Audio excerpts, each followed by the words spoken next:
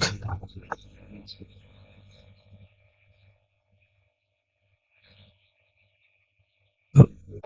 2.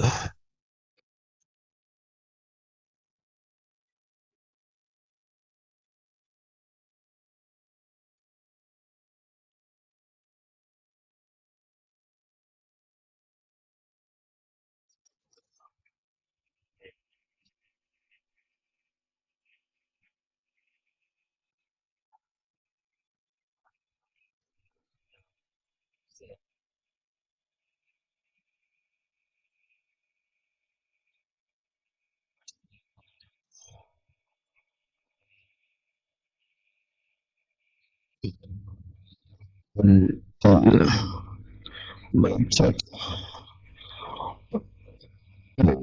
Is it audible? Yeah. So,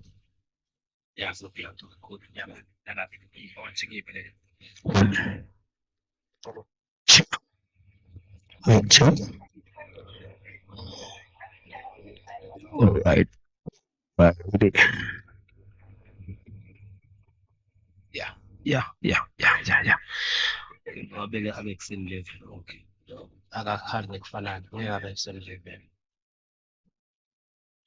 One, two. One, two. Champagne, champagne, emabile, champagne, 1201, champagne, champagne, champagne.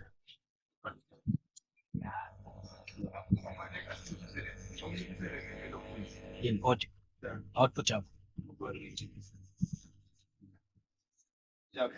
1, 2, summit, summit, summit. 1, 2, 1, 2. It's okay. Champagne. It's okay.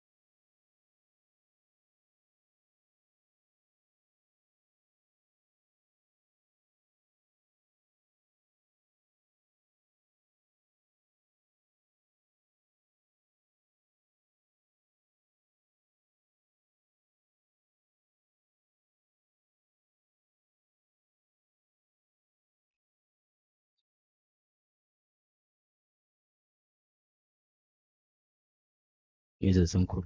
Okay, I know.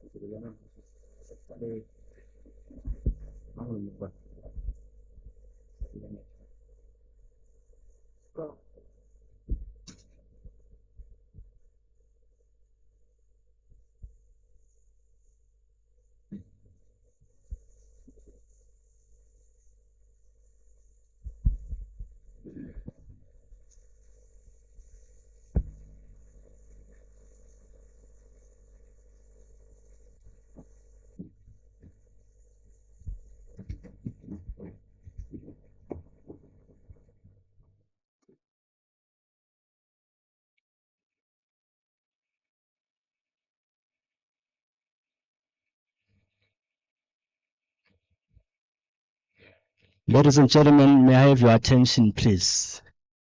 In the interest of time, can we start with our program today? And good morning. My name is Linton Gule. I will be the moderator for today. I work for Eswatini Television Authority, and I'm sure I will get a lot of scoops today in this meeting as a media person. The acting principal secretary in the Ministry of Finance has a meeting to attend. So, and again, the chairperson of the Public Accounts Committee in Parliament is also a very important meeting that he needs to attend. So we need to start with the official opening. And I'm sure we did pray in our respective rooms where we are coming from this morning. So there's no need for a prayer. So I would like to welcome the acting principal secretary, Mr. Nkululeko Dlamini, and also welcome the chairperson of the Public Accounts Committee, who happens to be my homeboy, Honorable Madala Mhlanga, the Chief Executive Officer of the Eswatini Public Procurement Regulatory Authority, Mr. Vusmuti Wenvodza Matsebula. You know, in the newsroom, we always have a tough time when we need to caption him when we are conducting interviews with him, because his name is very long. So we usually call him Vus Matsebula. So I'll call him Vus Matsebula. Mr. Matsebula, can you come to the podium and welcome us? And I also want to observe all protocol. Our invited guests, our speakers and panelists, you are all welcome here at the Hilton Garden. So Mr. Matsebula is going to welcome you to this symposium. The symposium comes at a very critical time in this kingdom, PSC chairperson, where procurement issues, especially in the public health sector, they want to bring the public health sector to its knees. So we verily believe that after these 2 or 3 days, probably a light will shine in the kingdom. especially in the public procurement space. Mr. CEO, can you come and welcome us, please?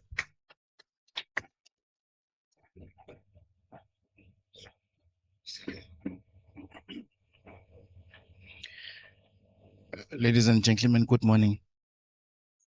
The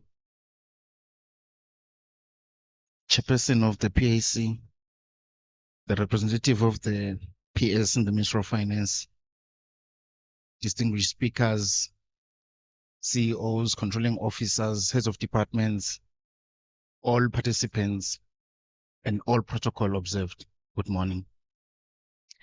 We are very happy to have all of you today come through, and also very happy that you were able to keep time. Today we're having a symposium that is going to be actually spanning through the whole week. Today and tomorrow, we're going to be meeting yourselves, the professionals. On Thursday, we're going to be meeting suppliers. And then on Friday, we're going to be meeting the CEOs, the HR managers, as well as the CFOs from the different procuring entities. The theme for our symposium is the future of procurement, a cross-dimensional perspective. In research or in discourse, when you talk about a cross-dimensional perspective, you want to define it probably as an ability that senses and can often travel between parallel universes, which is alternative universes or other planes of existence. I know you didn't understand that. I'll come in before lunch and just try to expand on that one. One of the reasons why I had to come through and make this definition is so that you start to appreciate the seriousness of the symposium that we're going to have. So if I were to give a very simple definition, you're like, why are we even here? I hope you're going to enjoy the symposium, the 2 days you're going to be here. I hope you're going to engage with the speakers. They happen to be very good speakers, by the way. Both the local speakers and international speakers. And we hope that after this meeting, we're going to be escorting our speakers into the international spaces where these types of conversations are held.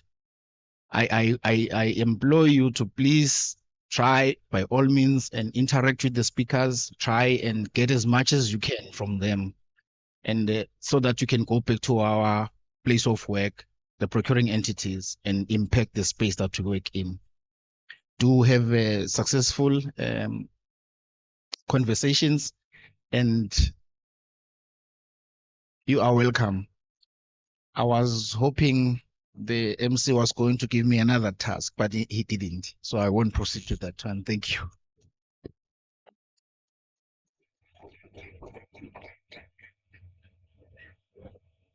Thank you, Mr. CEO.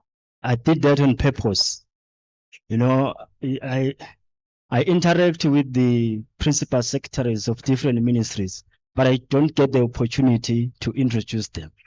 So today I will, Mr. Matsebula will pardon me. I will take the opportunity with both hands. I will introduce Mr. Nkululeko Dlamini. He's the Director of Supply Chain in the Kingdom, and he's the Acting Principal Secretary in the Ministry of Finance. He's alongside that beautiful lady there, the Communications Officer in the Ministry. We work well with her. You don't want them to see your face? Okay. Without further ado, ladies and gentlemen, in this room, CEO, my niece is here. That one over there. How are you, Ayanda? That is my niece. Yes, I'm happy to see her amongst the professionals today here. Mr. Nkululeko Dlamini, can you please come and address us?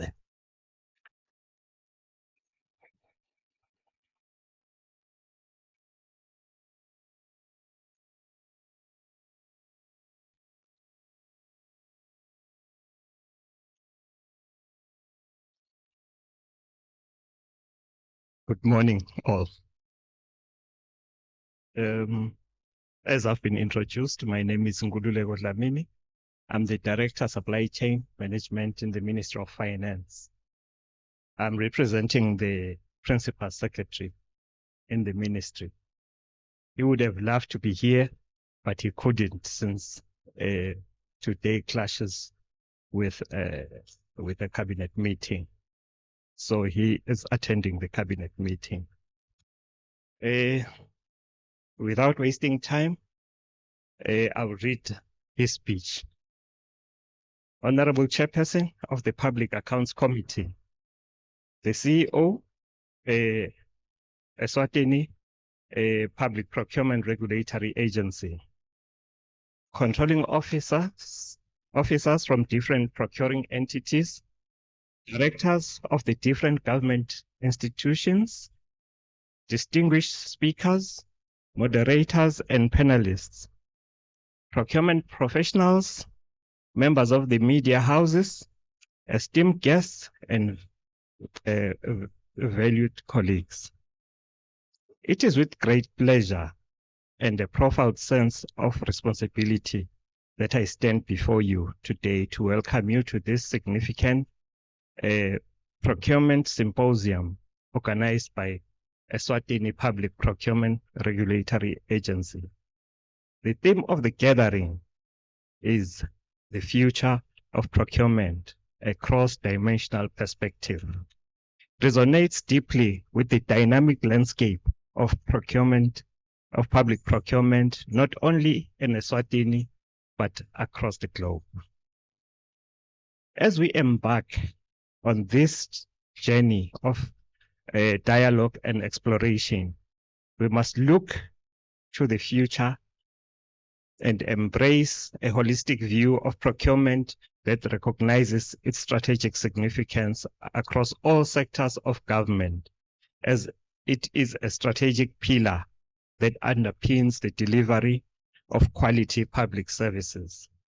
Therefore, it is a vital component of governance that directly impacts service delivery, economic growth, and the overall well-being of our citizens. The procurement system in Eswatini is at a critical juncture with the increasing demand for transparency, efficiency, and accountability. We must ensure that our procurement practices are not only compliant with regulations, but also aligned with our national priorities. By positioning procurement as a strategic function, we can harness its potential to drive innovation, improve service delivery, and create sustainable value for our communities. It is therefore crucial that the voices of procurement professionals are amplified as each of our players, as each of you play a vital role in ensuring that procurement is recognized as a key contributor to our strategic goals. Today, we face challenges that require us to think beyond traditional procurement models. The complexities of global procurement, the rapid advancement of technology, and the pressing need for sustainability demand that we adopt a cross-dimensional perspective. This means fostering collaboration among various stakeholders, including government entities, private sector partners, and civil society. Together, we can create a procurement ecosystem that is agile, responsive, and capable of addressing the multifaceted needs of our nation. In our pursuit for excellence in procurement, we must also prioritize digital transformation of our procurement processes, which offer the opportunity to enhance efficiency, streamline operations, and promote transparency. By leveraging innovative solutions, we can optimize our decision-making processes and ensure that we are making informed choices that benefit public good. As we embrace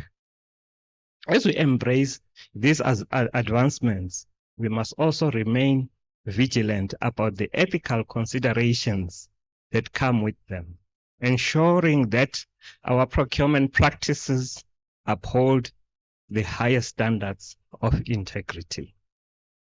Sustainability is another dimension that we must incorporate into our procurement framework. The principles of environmental stewardship and social responsibility should guide our decisions, allowing us to contribute positively to the communities we serve. As we strive for a more sustainable future, we must align our procurement practices with global standards and frameworks that emphasize the importance of responsible procurement and ethical practices. It is essential that we cultivate a culture of integrity and accountability, where procurement professionals are empowered to make decisions that reflect our commitment to serving public interests by fostering an environment of transparency. As we can build trust among our stakeholders and ensure that our procurement processes are fair and equitable. As we embark on discussions, I encourage each of you to engage actively and share your insights. The collective wisdom in this room will be invaluable as we chart a way toward a more effective and dynamic procurement system in Eswatini. Together, we have the opportunity to shape a future where procurement is a strategic driver of national development, enhancing the quality of life of all citizens. In closing, I want to express my gratitude to the Eswatini Public Procurement Regulatory Agency for organizing this symposium, and to all of you for your commitment to advancing the procurement agenda in our country.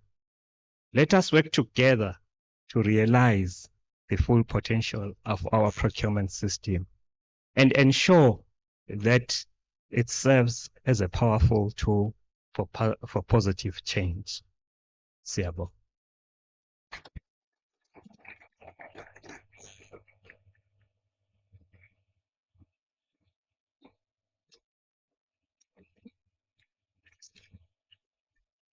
Thank you very much, Acting PS. I am told by Esppra that the public procurement in Eswatini accounts for 65.9% of all government expenditure. In Angola, it accounts for 58%, 40% in Malawi, while in Uganda, it accounts for 70%. And during the COVID-19, public procurement was at the forefront, delivering essential public services, and it's going to play a key role post-COVID-19, even during the recovery phase. So thank you very much, Acting PS. One announcement, there'll be a registration form that's going to be circulated around the room. Please register your name. And if your name is not there, the ladies are just sent to me. Yes, they are just sent to me. They're going to help you. And I'm happy in the room. There's my sister, Noma Hlubi Matiwan. She used to work for the Eswatini Television Authority. I used to watch her on TV, and when I was employed, she was not there. But now we work together on a daily basis, so I'm happy. I am told we are going for a tea break, but before that, my colleagues in the middle want to have a group photo. I'm not sure we are going to do that, but seemingly when we come to the Hilton, we take group photos outside. Then we are going to have tea. How are you, Mr. Babsi? Babsi Mafuso is here. He used to be a PR of Manzini Wanderers before I took over from him. Okay, now we'll adjourn the first part of the program. We're going to take a group photo outside, then have tea, then we come back. We're going to do that inside 20 minutes. So let's keep time. Thank you.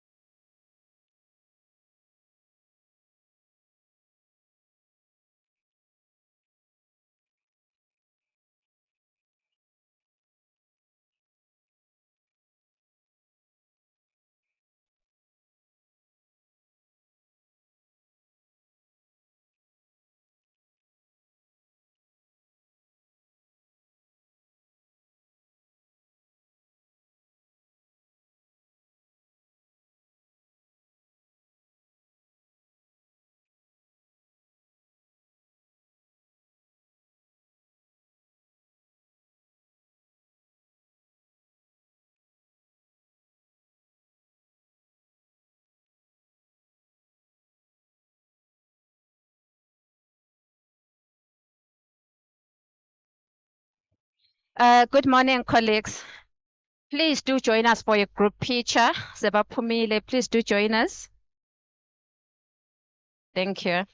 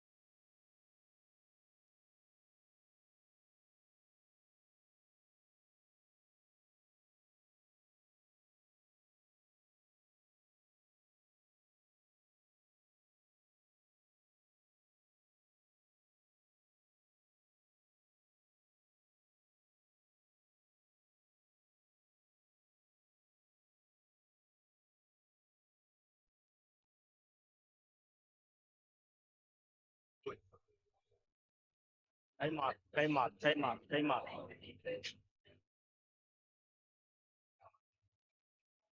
Time up.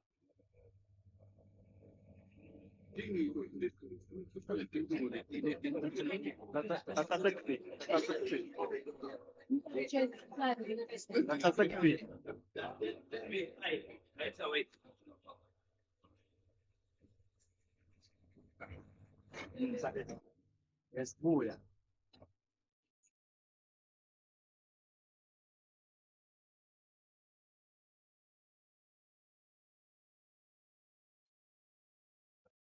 Yeah.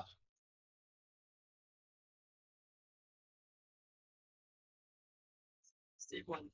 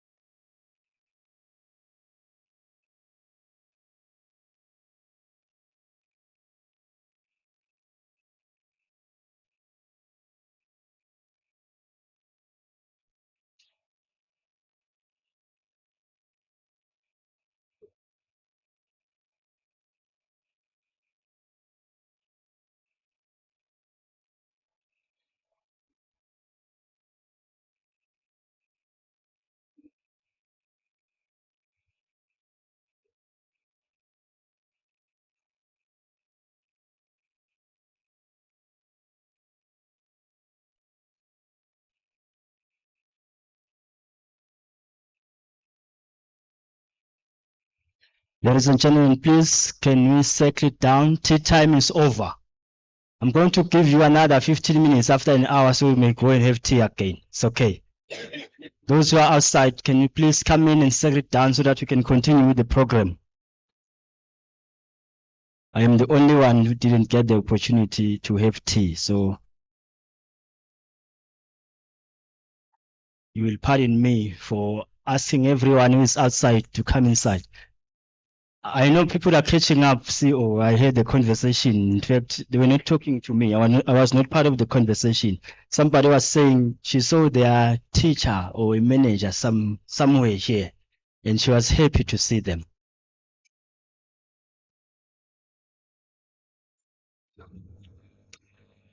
All right, as we go along with our program, Commerce Edge South Africa has delivered competitive competence by developing people through skills enhancement and has subsequently performed itself as the gold standard in supply chain and procurement training. Around this time, I'm not sure if I recall well, whether it was June or August, where Commerce Edge South Africa announced the appointment of Ronald Malalazi as their new managing director, succeeding Benny van Niekerk. I'm sure I'm pronouncing that word, who after 18 years leading the business is now focusing on Commerce Edge international business expansion. Malalazi joined Commerce Edge team of country heads from Australia, Africa, Africa, outside South Africa, and so to be established USA. For the past, in fact, he has been with Commerce Edge since 2009, starting out in the Commerce Edge Academy as an education manager before rising to Commerce Edge Head of Academic Development, Education and Training in 2017. In the same year, Mr. Mlalazi was elected by his peers as Chartered Institute of Procurement and Supply Congress representative for the Africa constituency, a role that he will hold until 2019. The man is in this room. We will now get the pleasure to sit down and listen to him. Can you give him a round of applause? Mr. Mlalazi, welcome, sir.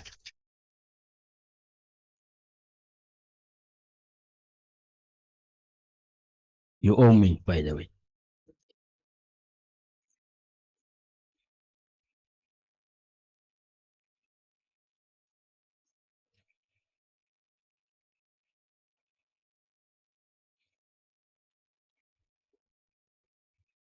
Good morning and greetings to you. Good morning and greetings to you. Thank you. All right. Thank you, Program Director. My name is Ronald.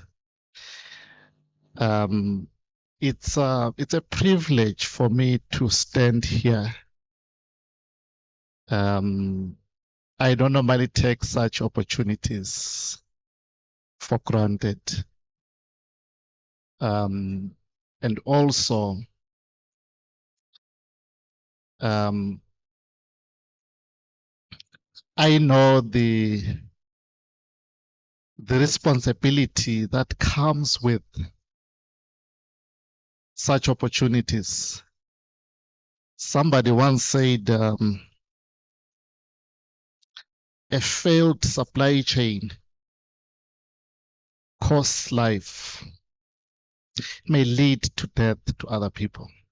A failed supply chain. You may be doing your work, but neglect of doing the right things is causing one person to die. But you flip it again. If you do the right things, we are actually making life elsewhere.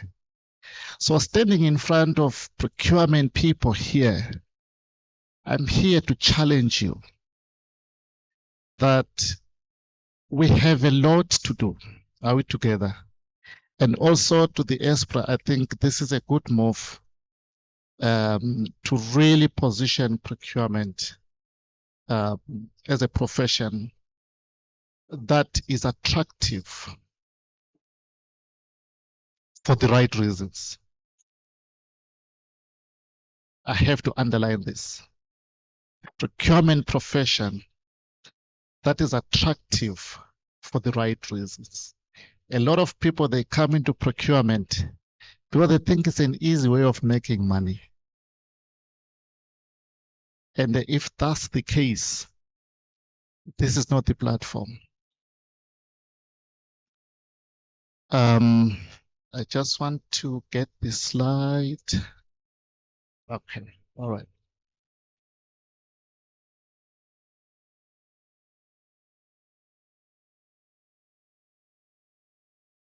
Okay, all right, that's me. I've served in the CIPS Congress, Global Congress for 6 years. And I've seen this profession evolve. But we need to create a Johnny Walker. I'm not sure if you have seen an advert called Johnny Walker. Have you seen that advert? Johnny Walker, keep walking. We need to create a Johnny Walker in this profession. We continue developing ourselves. But today, I'm specifically talking on this particular and very important topic, which is professionalization of procurement. Now, in my presentation, I'll cover a few aspects But at the end of the day, I also want to challenge you. Each time I stand in front of people, I always battle with so many things. Is this a talk show or not? Now, if it was a talk show, I would not have accepted the invite. CEO, if it was a talk show, I would not have accepted the invite. Why? Because talk shows are talk shows. We gather, we talk, we leave. We gather again a year later, we repeat exactly the same things, we leave. We gather again, we talk about the same things, we leave until it ends up boring. This professionalization is not new. We've been here before. It gathers momentum, it dies. It gathers momentum until people say, no, we have heard this. So I'm just hoping and assuming that it's not going to be like that. By the time we leave here, we need to create some action points, which then will hold ourselves to account and say, have we done it? Then we create a Johnny Walker. It's not moving.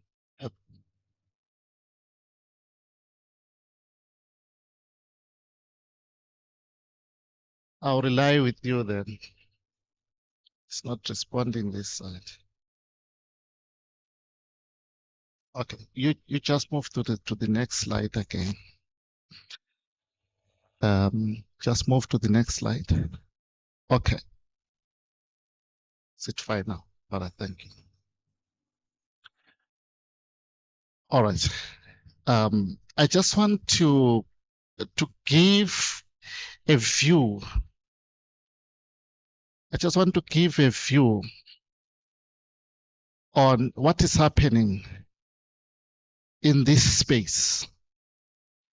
The world is changing, so Africa is changing as well. A view from Africa, public procurement reforms and a drive for professionalization.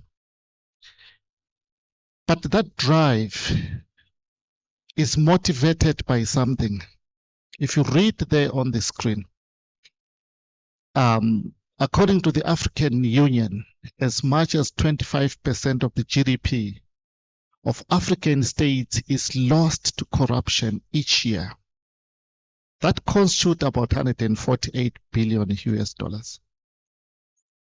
That money is enough to help an African child. That money is enough. So Africa as a continent is very rich, but Africa lives in poverty as a result of corruption. And number two, this is now the World Bank, the World Health Organization. They then note that only if we can do the right things, we are also able to attract investment. And if you check, all that lies within public procurement. Are we giving confidence or not? So by the time we leave here, I'm hoping we'll then raise the bar in terms of doing the right things. This laser is really not working well. It makes me run ahead of myself. It's not working well. On a global scale, public procurement on a global scale contributes as much as 15 to 18% to the GDP. That's a lot of money. That's a lot of contribution. But unfortunately, it is public procurement that is neglected in many ways. Hopefully, I'll share with you later on. As a result, government across Africa, they've realized the power that lies behind procurement. That they can actually turn the tide if they do the right things. Now, who is at the center of doing the right things? It's you and I. Historically, the procurement landscape has proven to be fragmented, institutionally weak, subject to abuse, and inadequately designed to deal with complexities. What this means is sometimes deliberately we weaken the procurement function, deliberately, because somebody is going to benefit out of it. Or we have not risen ourselves to a level that requires that kind of practice. So we are partly to blame ourselves, but at the same time, other people are deliberately weakening it so that then they can benefit from a weak system. But again, procurement, remember, we're coming from a very, very disadvantaged background. We have been a dumping ground for years. We might have changed the titles, but the practice is still the same. We're coming from provisioning, we moved from provisioning to supply chain, we moved from supply chain, we are talking procurement, we're talking strategic sourcing, all these nice terms, but the practice is still the same. We are still tactically minded. So it means we really need to raise our game. So we are not geared to manage complexities. And we tested how fragile this profession is during the COVID-19. You could see how failing this profession is. When issues of governance demand us to stand up, we disappear.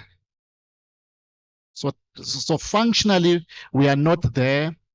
And all these other aspects that we need to start looking at. And then a clear legal framework. There's something wrong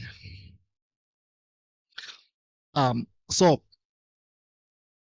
the need for modernization and strengthening of procurement in all levels of government so as to attract investment need to be prioritized. Do people have faith in our processes? Can we be trusted? Do the end user trust us? Do they trust us? We are here today, we are here tomorrow. Are they happy now that we are out of the office? Or they are missing us? If they are missing us, what exactly are they missing from us? Are we really adding value in our functions? Or we are just there raising a flag about compliance? Procurement is not about compliance. Compliance is a means of achieving the outcomes. Now, let's look at some of the key drivers. I'm just looking at the African view. The key drivers of modernization and strengthening of public procurement. The first one, Act of Parliament to govern the affairs of procurement, and not only governing the affairs of procurement, but also to protect the officials. And not only protecting the officials, but to punish bad behavior. So we need an act that will speak on our behalf. Are we together? So systems that are resilient are those systems that have got an act of parliament behind their back. The second item is creating independent central authority to deal with reforms and compliance. It becomes an intentional aspect to deal with these aspects intentionally. And number 3, statutory professional bodies to drive professionalization. There's a difference between statutory and non-statutory professional bodies. Statutory professional bodies, they get the strength from Parliament because they are underpinned by an Act of Parliament. Non-statutory, they survive on the goodwill of members.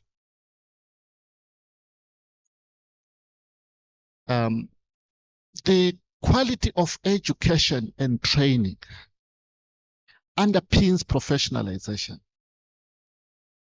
Later on, I'll talk about what is professionalization. Is professionalization qualifications? No.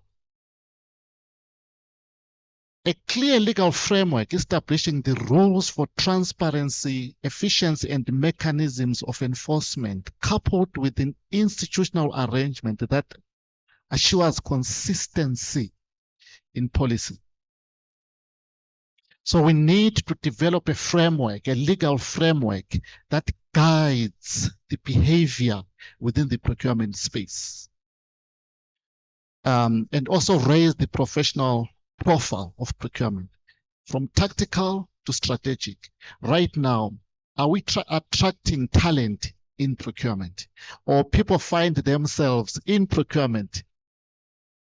Are we attracting talent?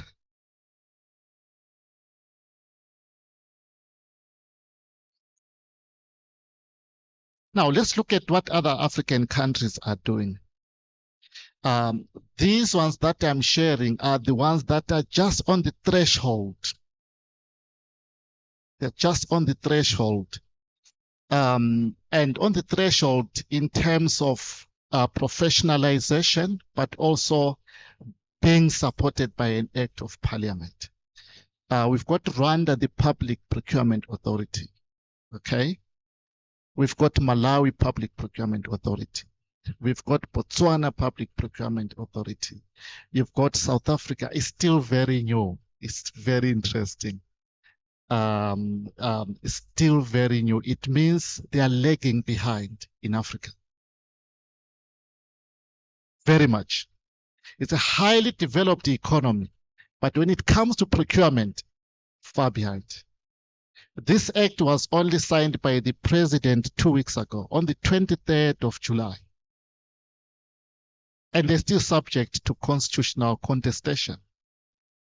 So it means it can take another 6 to 12 months before the regulations are developed, and then it comes into effect. So you can see how lagging behind they are. But there is also another group of African countries that have really done so well in terms of professionalization of public procurement space. They are in their mid stages of professionalization, and over and above the act, they've also put in professional bodies. Are we together? And one of them is Zambia. Zambia, they are leading the pack. I've got my brother here. I think he's going to talk later on. They have a procurement authority, but it was not enough. They actually have the procurement professional body. Now that procurement professional body, it is the one that then offers the license to practice. It is the one that then holds its members to account, not the authority, but the professional body. Ghana on the same, they're also going through the same trend. They've got the procurement authority, but over and above that, they've got a professional body. They even appointed a procurement minister in Ghana. They've appointed a procurement minister.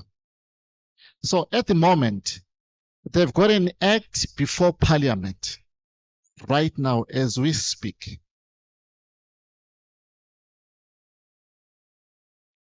In Zimbabwe, they've got also the same thing. They've got a procurement authority, but over and above that, they also have got a professional body. All these, they get their strength from Parliament. They are statutory instruments. In Kenya, they've got exactly the same. So you can see what is happening. Africa is not sleeping. Africa is awake. And they've also realized the strategic importance of procurement. We may not have realized it ourselves, but people out there, they've realized the strategic importance of procurement. Now, where are we? That's Eswatini. Where are we? Where are we? We are here because of Eswatini. Am I right? Where are we? If we had to evaluate ourselves against these other ones that I've mentioned, where are we? We are still coming, eh? We are Johnny Walker. We are walking. Don't stop. Okay. Now, what is it that we need to do now going forward? Remember, I said, if this was a talk show, I would not have come here, CEO. But I was assured that this is not a talk show. So I'm hoping that after this, we are taking notes, and then if there's a chance of evaluating, then we'll see how far have we gone. Okay. Now, we want to get ready to professionalize. But how do we get there? Are we together? That's what I'm talking about right now. Look at this picture.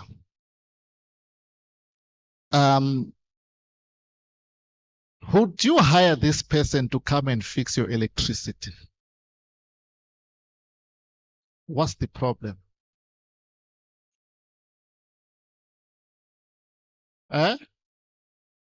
It means even the insurance would not support this. We have broken all the rules. Are we not in that situation as procurement?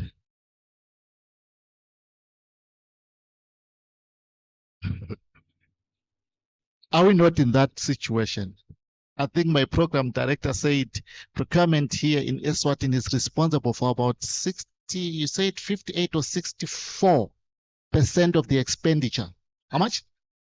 65.9 of the expenditure is in our hands. But this is what we are doing with it. What are the chances of success? So it's an introspection that we just have to take. Are we doing the right things? We can, and then we can do it. Now, to be professional, let me just quote. To be professional means to work and project oneself in a way that demonstrates superior levels of acquired knowledge, skills, and competency. To be professional. It would be unfortunate for me to go about saying I'm a professional, and then people that I'm talking to, they are saying, are you? Because it is them who should see professionalism in me, not me telling them that I'm a what? I'm a professional. Because I have this skill set that demonstrates that I am a professional. It entails a high standard of work ethic. Right now, just take an introspection. When projects fail, who is to blame? Your institution. It's procurement. And if you want your project to fail, involve procurement. Your project is going to fail. Well, they don't see the end result. They are worried about compliance. If you want your project to fail, involve procurement people.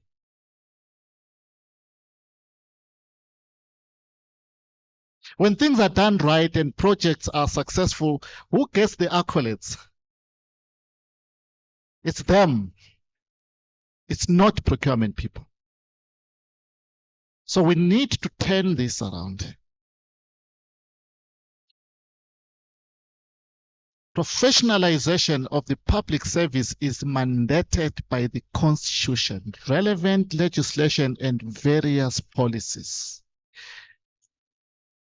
Should that not happen, everyone thinks procurement is easy.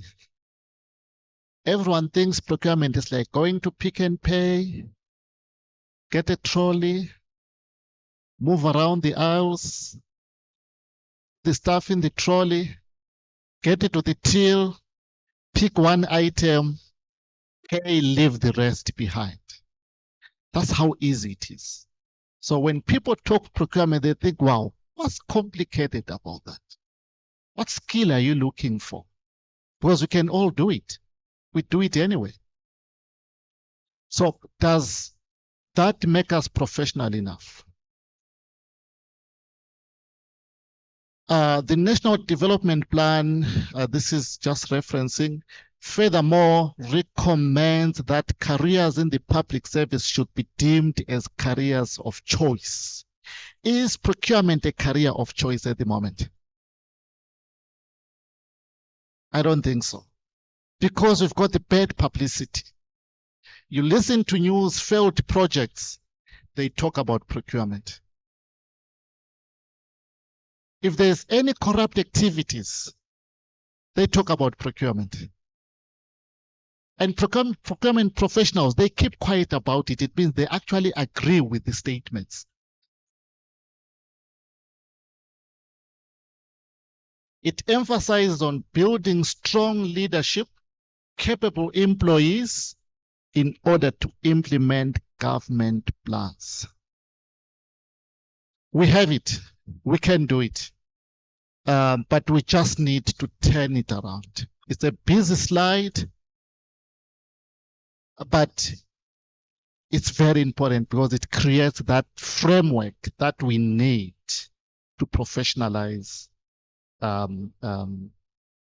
procurement. Lack of professional status and performance.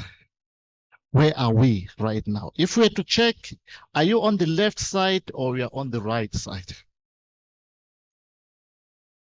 The current scenario, or we are on the right side?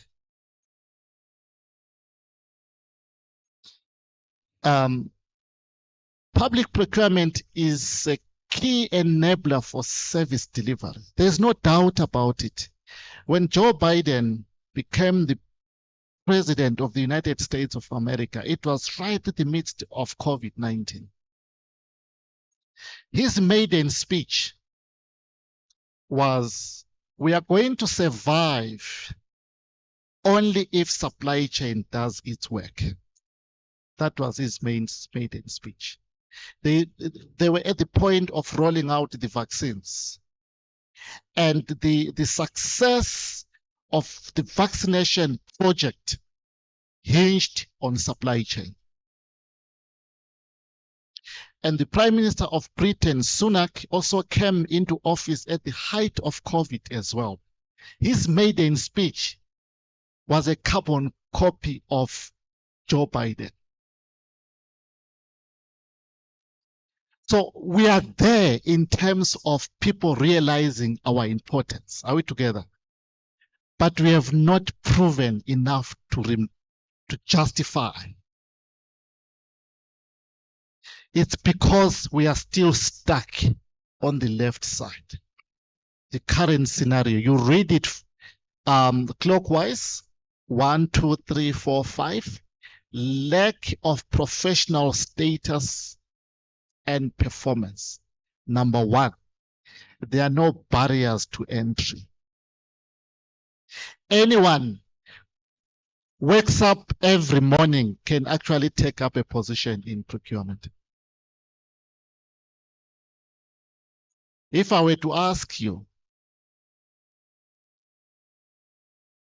how many years does it take one to be a professional engineer? It's about 7 years. How many years does it take one to be a chartered accountant? I know there are chartered accountants here. How many years does it take one to be a chartered accountant? About 7 years. How many years does it take one to be an advocate? About 7 years. How many years does it take one to be a medical doctor? About 7. There's something about this 7. How many years does it take one to be a procurement person?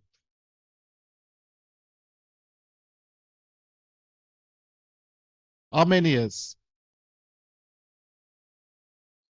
You only need to go and sleep and wake up the following morning you're applying for a job. And you are very smart in the interview. You get the job. We are in procurement. So there are no barriers to entry. Anyone can work in procurement.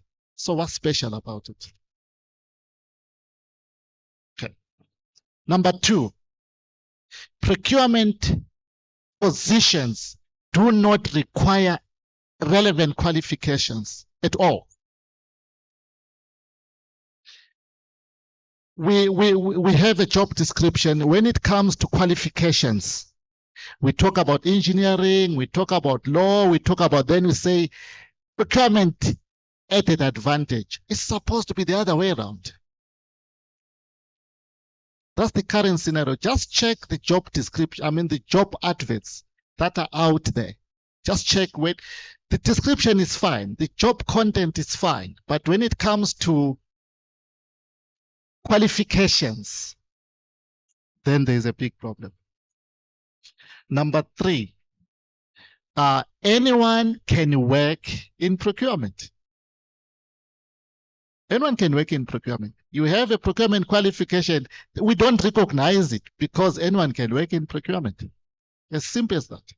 There are people here probably who've got MSIPs, well qualified, but in their organization, they are the least recognized people. Because we are saying anyone can work in procurement. What's special about this? But if there's a chartered accountant in an organization, wow. Even if they are making mistakes, we don't see it. It's chartered mistakes. We don't see it. Engineers, they mess up in specifications. Building collapse, bridges fault, but who cares? They are engineers. But in procurement, anyone can do it. Number 4, training is not role-based. We just train because we just want to spend the money. Is training directed to the competencies that we need to develop? And then number 5, poorly remunerated and lack of incentives. Now, procurement people, they manage 65% of the organization's expenditure. It means only 35% goes to salaries and other stuff. But of that 65%, the least paid people in an organization is a procurement person. And we are saying to this person, please guard this bag of money. I'm going away on holiday. Look after this bag of money. What's going to happen? Huh? So these are some of the things that we are saying. When we are talking about professionalization, we are only not looking at one aspect, but we want to look at a holistic positioning of procurement. Are we together? We need to deserve it. We don't need favors at all. This is the desired one, the one on the right. It's attainable, but it requires us to step up. Number 1, we are also reading it clockwise. National institutions provide relevant qualifications. Now, I want you to think about this. If one is studying law, it doesn't matter which institution you study with, because they've got a competency framework that they are following. The competence standard is the same. It doesn't matter which institution you study from. Are we together? If we are studying engineering, it doesn't matter which institution. It's just preference. I want to start with this one rather than that one. But the curriculum that is informed by a standard which is acceptable within the framework, within that profession. So is accounting. But when it comes to procurement, others, they do logistics, which is just one subject. Then they emerge with a degree in logistics. But if you look at the content inside that framework, it's horrible. Some, they just do a module in warehouse management. Others, they do a module in procurement. So we don't have a standard that institutions of higher learning must align to. Are we together? Number 2, adequately qualified staff in the right positions. This is what Zambia got right. That number 2, they got it right. I'm not sure about number 1. But number 2, they got it right. I can talk about that act with confidence. The 2003 is almost 21 years. This is what the act says. You cannot take up a position in public procurement. Actually, not in public procurement, in procurement, either public or private. You cannot take up a position if you don't have the adequate and relevant qualifications. Should you are liable for a gem term. You are prosecuted. The person who took up the job and the one who employed the person. That's the act. Are we together? Have I offended you? Okay. Number 3, appropriate career pathing and the growth is clearly defined. I join in as a junior procurement clerk or whatever it is, but my pathing is clear. I aspire to be a CPO. Who said we end at the role of CPO? Who said we should end at the role of CPO? Are we not supposed to be CEOs? By the way, the best performing company in the world is Apple. Are you aware of that? In terms of cash management, Apple is the best performing company in the world. Steve Cook is a procurement guy. Steve Cook was headhunted by Steve Jobs. Tim Cook was hunted by Steve Jobs, okay, to head up supply chain. And when Steve Jobs died, he succeeded him. And Apple have performed higher and better in his term, and he's still the CEO. So who said procurement we should aim to be CPOs? Should we not be CEOs? Because, by the way, supply chain, we understand the business. We understand the business. Number 4, highly motivated and satisfied staff. How do you motivate someone? Do you motivate someone by... No, it's not sustainable. So it means there are things then, if we have really professionalized, people then stand up and talk with confidence. And you belong. Now you even worry to tell people that I'm in procurement, because then they say, are you the one who has just been involved? Another example. Assuming there are 3 people that work in the same organization. One is finance. They are at the same level. They earn all more or less the same salary. Are we together? is finance, the other one is engineering, and the other one is procurement. They decide to spoil themselves and they buy themselves beautiful cars of the same market value. And on a Monday, they decide to drive these cars to work. The colleagues in finance will come and congratulate their colleague in finance. Well done, congratulations. The colleagues in engineering, they'll congratulate their colleague for doing a good thing. The colleagues in procurement, they will ask, what happened? Have you been involved?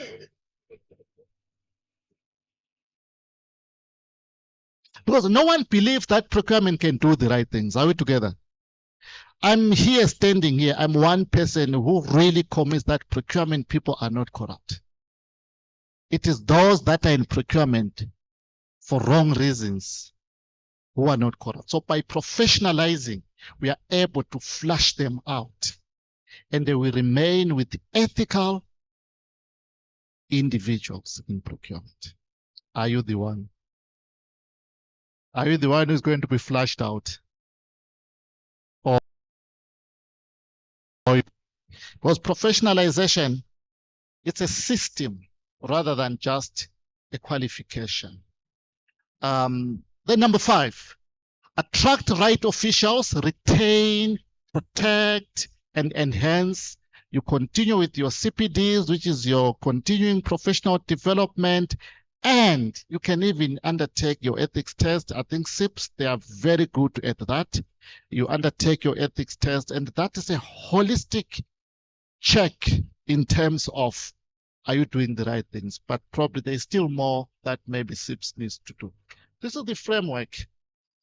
This is the framework that I want us to think about when we are talking about professionalization. Are we together? These are the things that then we are saying, if we are still alive next year, we need to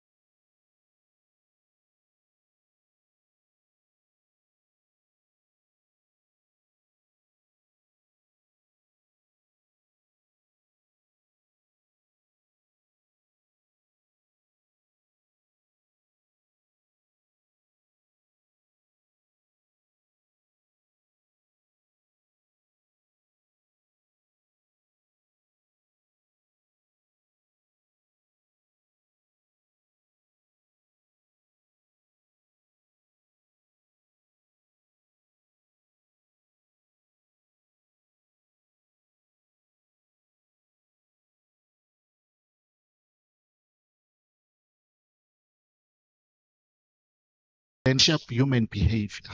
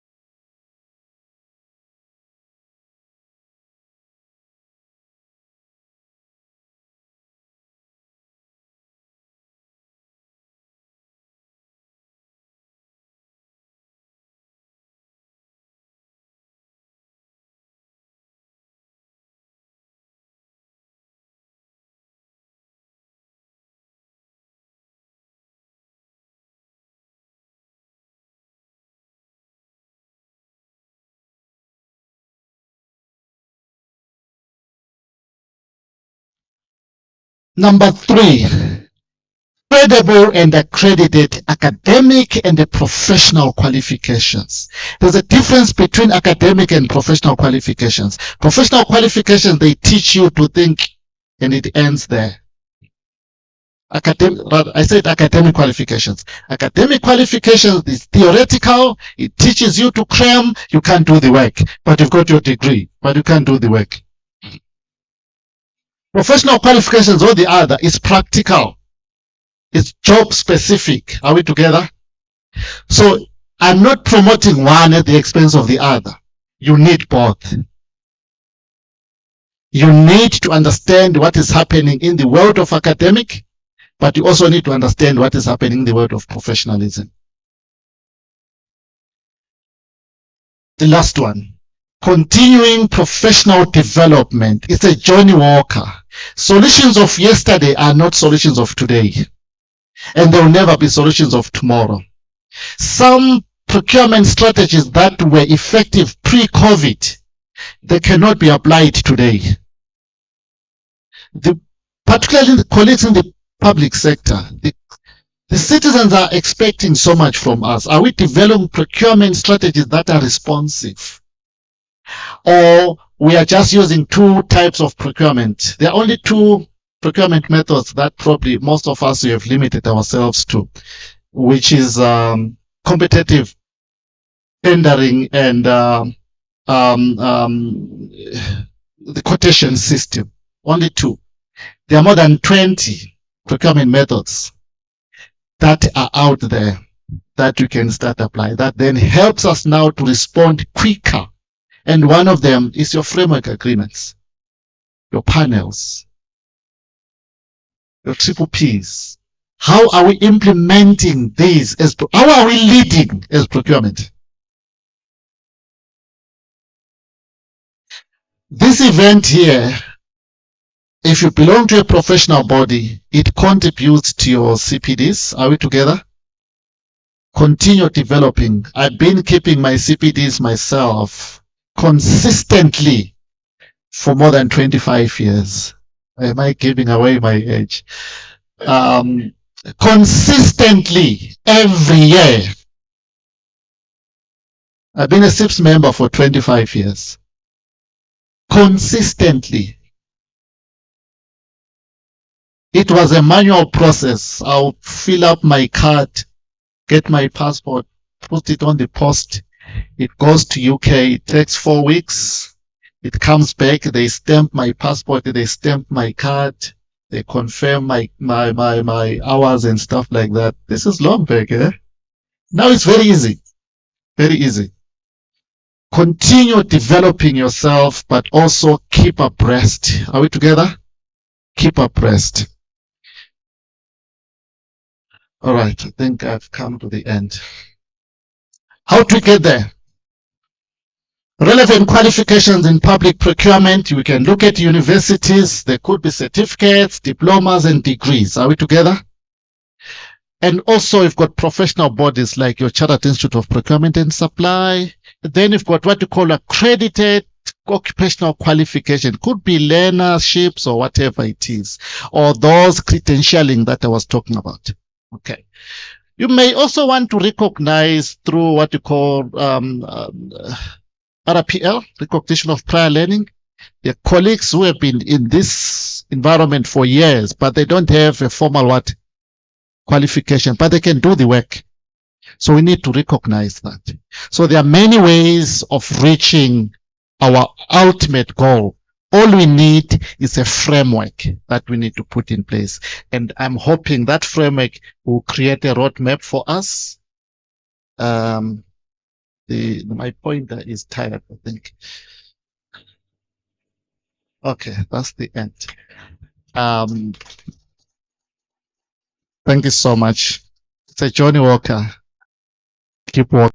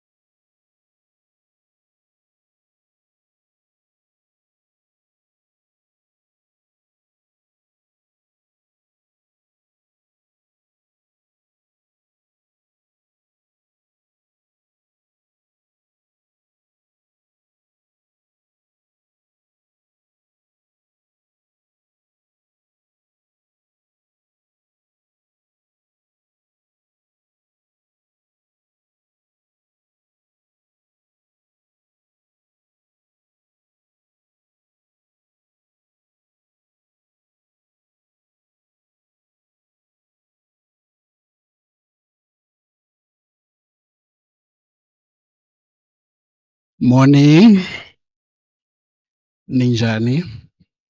Can you just stand up for a second? Let's all stand up.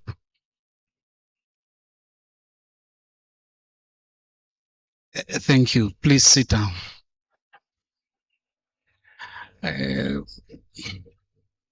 Thank you. Mr. Mlalazi's speech was so much inspiring, especially the two slides, maybe the two before the last one. They are so much profound in me while they are preparing my presentation.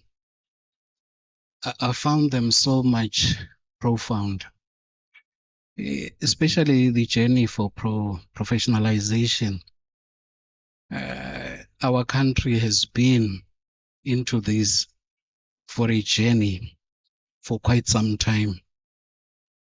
And Mr. Mlalazi puts it very clear that it didn't come here for talk show. And maybe that's the tune of today. Because you are just not in a talk show. We are here to try things. I know I've been chairman for the SIPS local branch earlier years for quite some time. We've tried, failed, tried, failed. And my good old friend, Mr. Mlalazi, he helped us quite a lot in many things. So let's clap hands for them. Colleagues, while I'm getting the guys to have my screen, I think the program director has explained who am I, but I just want to make one comment before I do my presentation. While I worked for the Central Bank of Eswatini, the first 2 weeks, I met the former governor, Mr. Majosi Stole. He called me to the office. He said, Mr. Moza, congratulations. You are now the procurement man around. And he told me one or two things. He said to me, you know, if there's an emergency procurement,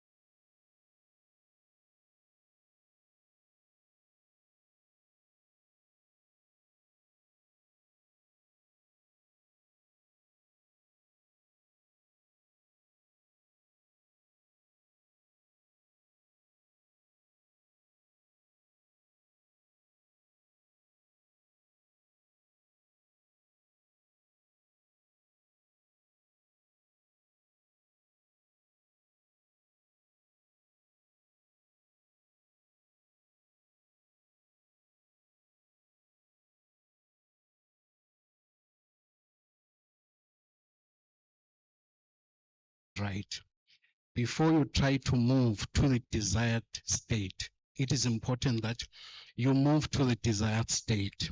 So that's very imperative. I'll just skim through. There are 6 imperatives, or there are 6 pillars that if you may note and take those and try to do that, that can help in the shift of moving procurement as a strategic function for better service delivery.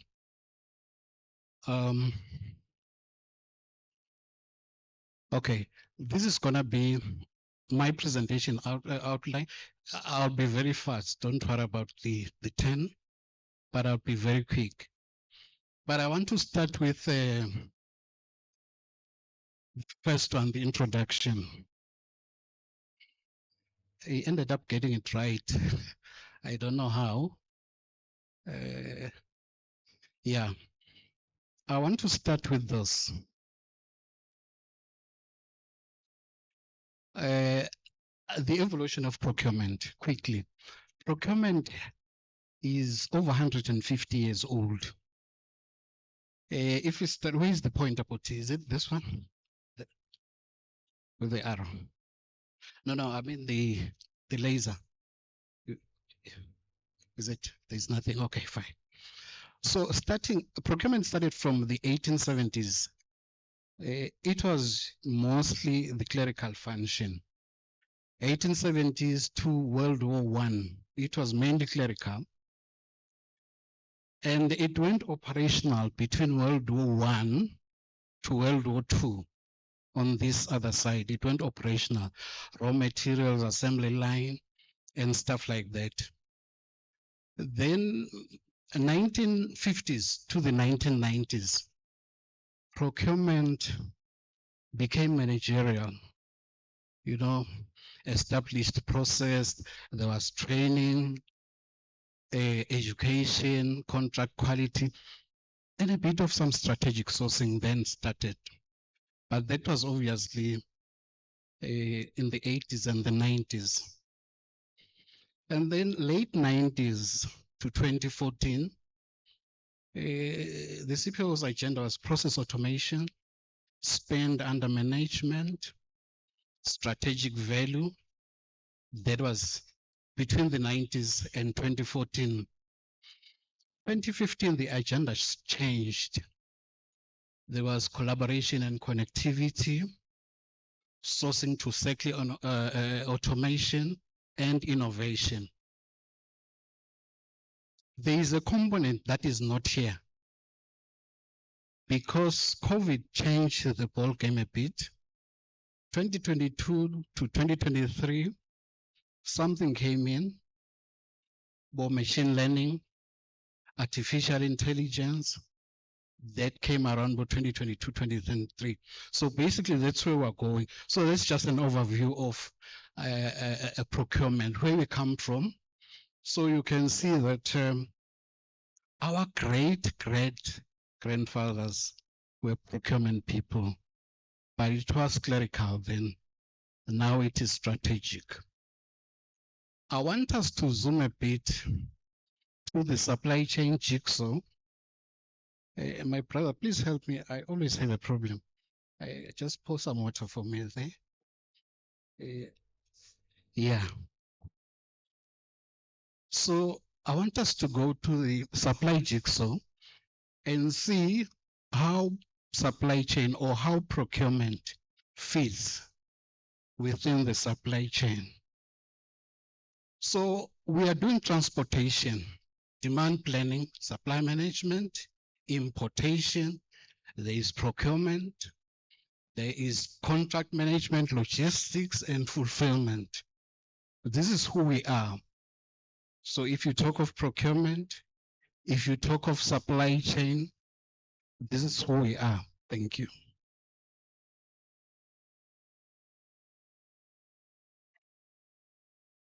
Thank you.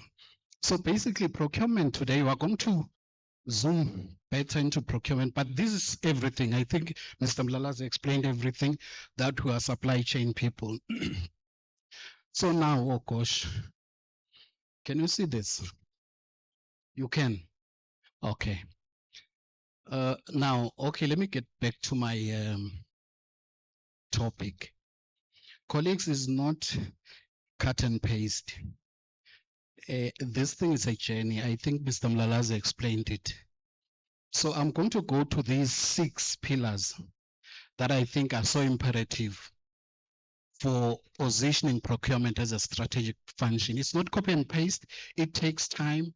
There also has to be buy-in within the management And if your CEO within your parastatal or within your organization does not support procurement, it becomes a very much tall order. It's like climbing a wet wall if you are a procurement person, if you are trying to drive things. And if your CEO or the managing director does not, you don't see it eye to eye, it becomes very, very difficult to implement these things. But we have to try it. That's our responsibility. So one, we really need to align procurement with organizational goals. You know, we have procurement goals and there are organizational goals as well. But there has to be some convergence somewhere. If you've got your procurement goals this side, and the organizational goal, that is your strategy this side, and procurement is going that way, and the organization going that way, I'm telling you right now, you won't win the game. So there has to be convergence. So procurement has to actually drive the strategy of an organization. So if an organization, you know, all these organizations, we go for strategy sessions, we plan for projects, we plan for that. Procurement should be in that league. They should be in that planning process because that's where things happen. So if they go to strategy and they leave you behind, they come and tell you projects that are needed to do without you being involved, you are not yet in that journey. There's a misalignment. So we have to ensure that procurement strategies are aligned with overall strategic objectives and understand company goals. Procurement can focus on sourcing decisions that support these objectives, whether it is cost reduction, innovation, or market expansion, because procurement people need to have studied, need to know things. They also have to have value creation, shift from cost-focused approach to value-driven strategy. I know most organizations, there's so much on costs. We have to reduce costs. That is correct. That is not wrong. But there is a difference between cost focus and value-driven strategies. So we have to make sure that we move from cost-focused approach to value-driven strategy. I'll make an example. Amazon, Andre Gagnon, he says, ultimately procurement not only keeps operations running, but also plays an integral role in achieving key organizational goals, that is at Amazon. So colleagues, if we really want procurement to move from transactional type to strategic to value add, there should be convergence with EMA organizational goals. That's what the big guys are doing around there. Okay. Secondly, there has to be, that's my second point, we have to move beyond transactional relationships with our suppliers to build strategic partnerships with key suppliers. This involves collaborating in joint initiatives, that is sharing information, working together to solve problems which can lead to better service delivery. So, in this journey of positioning procurement as a strategic function for better service delivery, our suppliers have to be there.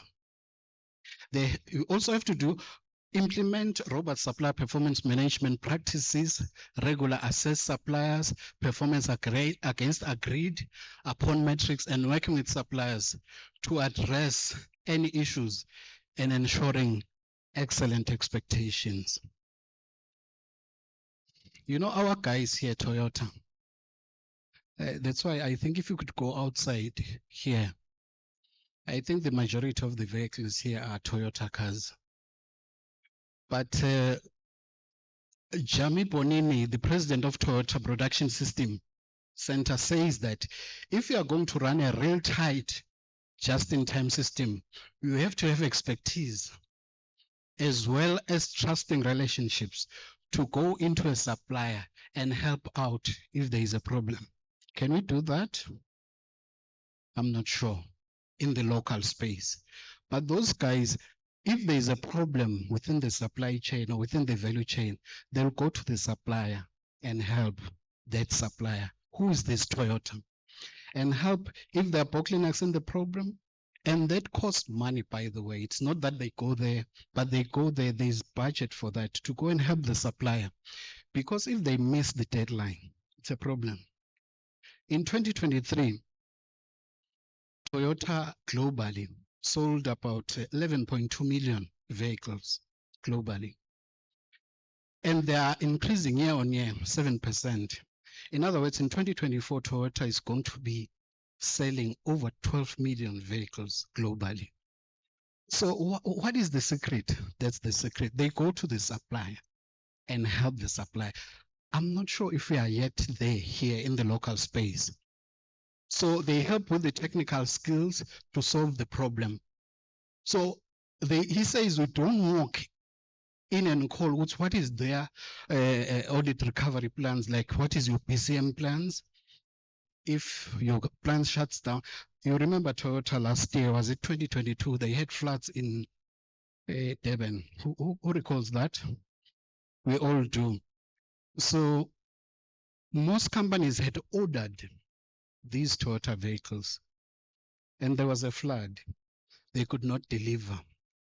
But these guys, I assure you, they were constantly into our doorstep, telling us what is the process, what they're trying to do with their suppliers to fix the problem. So these guys actually roll up their sleeves, bakhwika imkhono, bahambe babe dirty with their suppliers if they want their supply chain system to work. So it is important, colleagues, because in every road, that's why every road, uphuma ekoneni ungena ngala, there is a Toyota. It's either a Yaris, it's either a GD6, whatever. These guys enhance their supplier relationships. Are we still good? Are we still good? Good. We also have to leverage technology and data. We have to adopt advanced procurement technologies such as e-sourcing platforms. I know the Swaziland government is in a process of rolling out e-procurement. I'm not sure how far they are in that journey or they've been successful. So we have those procurement softwares, data analytics tools. These tools can streamline procurement process to improve transparency and enable better decisions. So it is important for organizations to make sure they drive technology. We also have to utilize data to gain insights into spending patterns of suppliers, supplier market, supplier performance, market trends. This information can guide procurement strategies, identify opportunities for using and enhancing decision making. Another example that I have is this guy from Walmart. Walmart, we know what Walmart, they do these furniture things in the US. They use advanced technology and data analytics to optimize its supply chain. So Daniel Beck, who's the vice president, said, with this technology, we're able to engage with suppliers across multiple growth stages, expand global offerings, and make more efficient decisions. So with data and technology, we already have this within our space, that data, but we have to leverage that data and make sure the data give us the right technology, get the right technology and the right data analytics, so that we try to push e-procurement from where it is to strategic position, thereby getting e-value in terms of e-service. My fourth point is we have to drive innovation and continuous improvement. Colleagues, professionals, we really need to encourage procurement teams to seek innovative solutions. You know, they say if you do the same thing over and over again, but that's insanity. So if you do the same thing over and over again. It's insanity. So let's encourage procurement teams to seek innovative solutions from suppliers that can reduce from suppliers that can enhance service delivery. This includes exploring new technologies, processes, materials that can add value to the organization. Procurement people, we need to add value in our respective organizations. You know, if I buy this bottle of water for 20 bucks for my organization, if I need 1,000 of these bottles, that's already 20,000. But if I tell you that, Mr. Mota, we need these bottles, but the budget is 15,000. Instead of trying to negotiate the price, you'll come up with 25,000. Yet our job is to do market research, get the same quality, but at the lowest cost. So if I have a budget for 15 million budget, I have to make sure that I get the same quantity with less resources. Then you are good.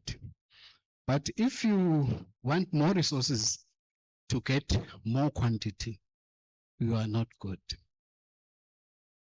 So we have to foster a culture of continuous improvement within the procurement function, regular reviews and refine procurement process, and seek feedback from stakeholders. You know, our stakeholders are internal stakeholders, the people we work with. Sit with them. You guys tell us, are we giving you the right service or not? But as Mr. Mlalazi said, most of the time they'll say, no, you're just playing. Bring it here, we'll do it better than you. Why? Because as he said, they think procurement is one of the easiest things that you can do. You know, if you're a procurement manager, you've got a budget of, let me speak of EEC. It's huge, but I don't want to mention. You know, if you are sitting there as a procurement manager, but I think Chauke will explain it, but it runs into millions, not tens of millions, maybe hundreds of millions.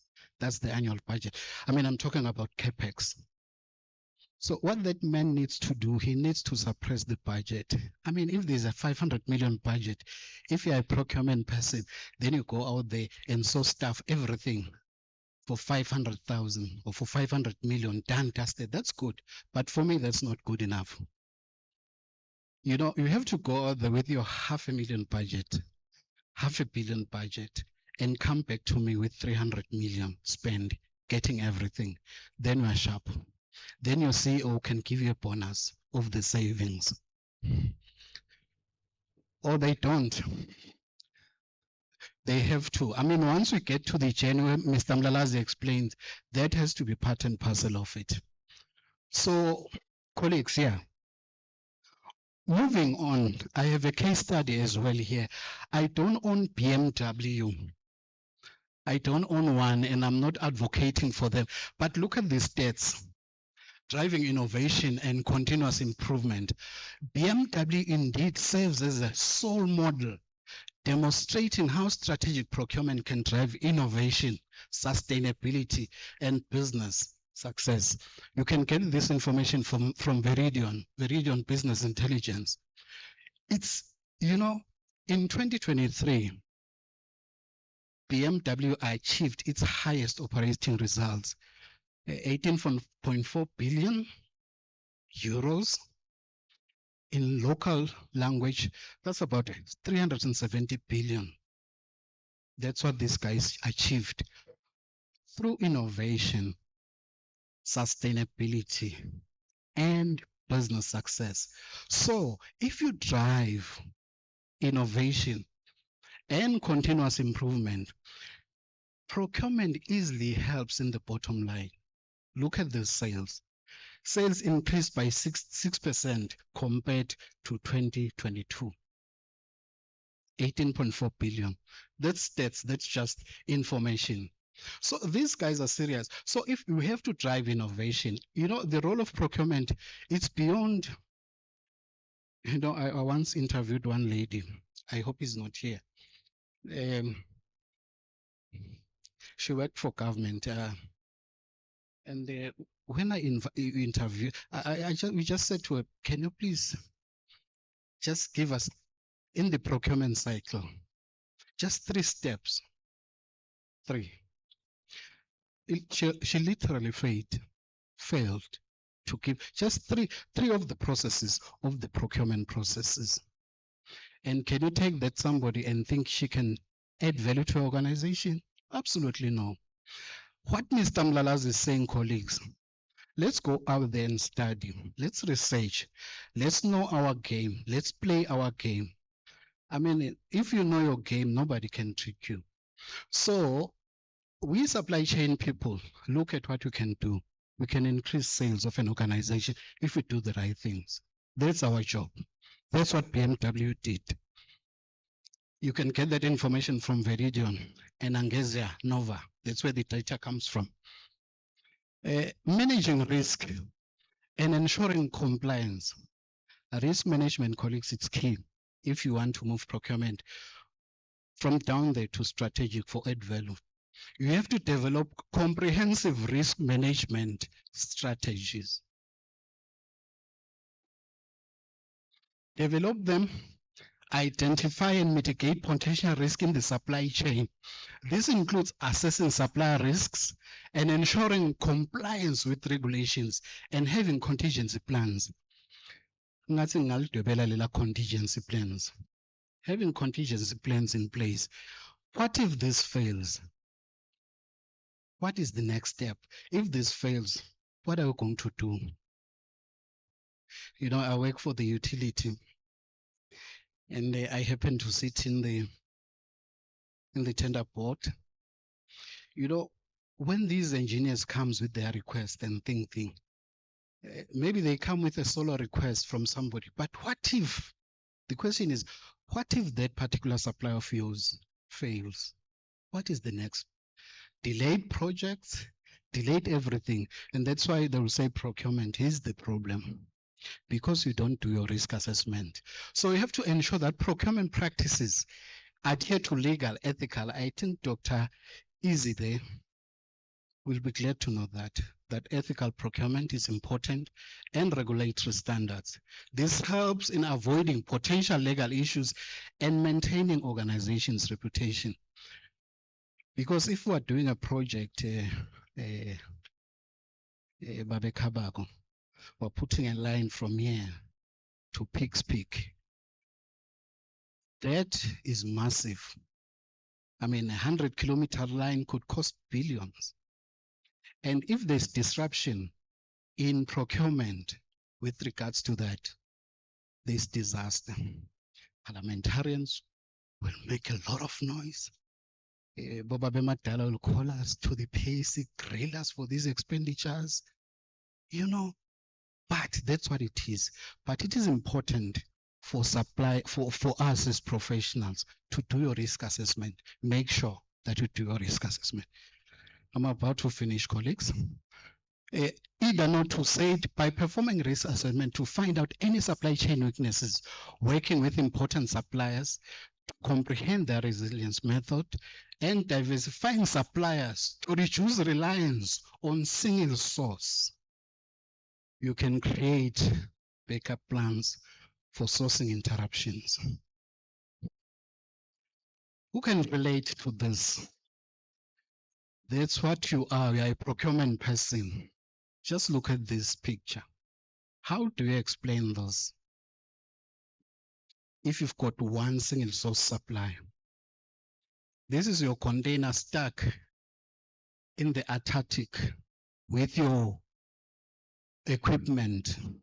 The project is waiting for staff in this box, and you only have a solo supplier. What do you do?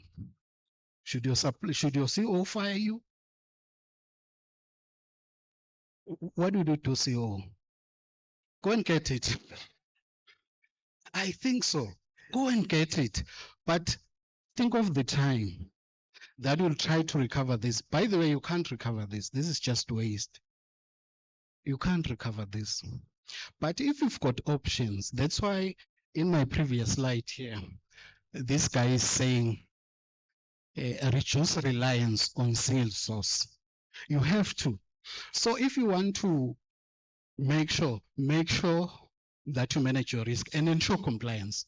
You don't want this thing. I think we can relate quite a lot with this. I once worked for Swaziken, and we were importing these containers from Australia everywhere.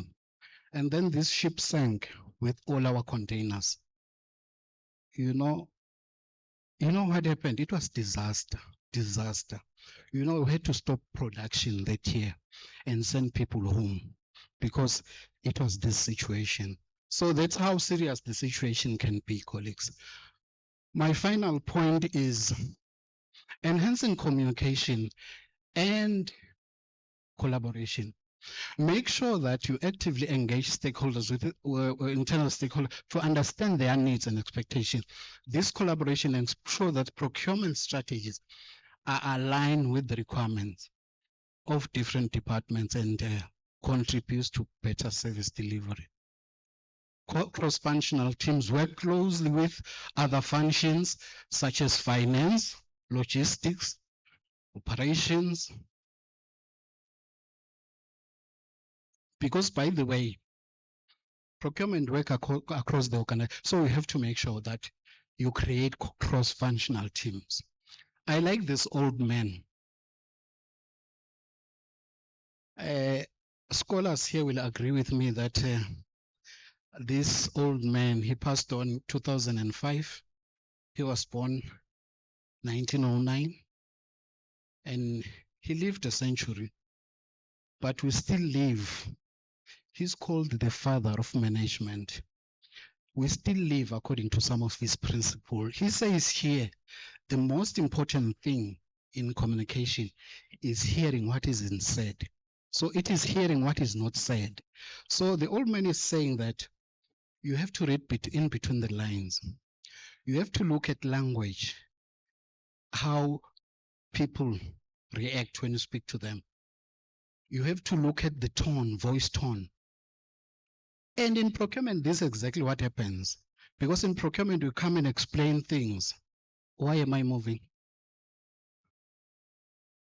Yeah. Or is it because it's time? I'm about to finish.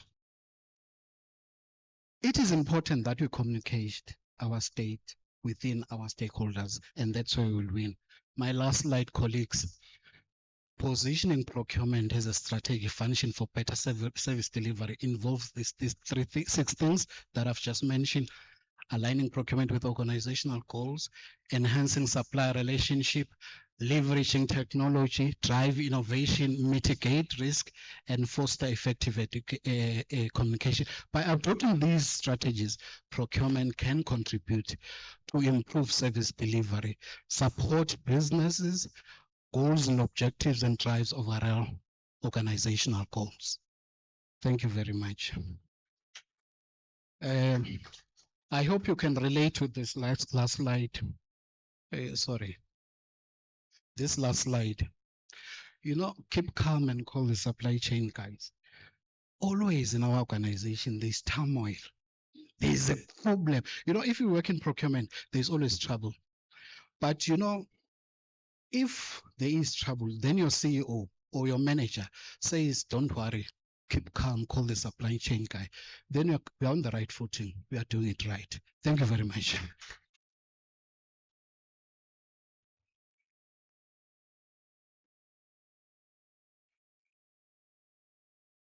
Okay, thank you, Mr. Motsa. Can you please give him another round of applause, please?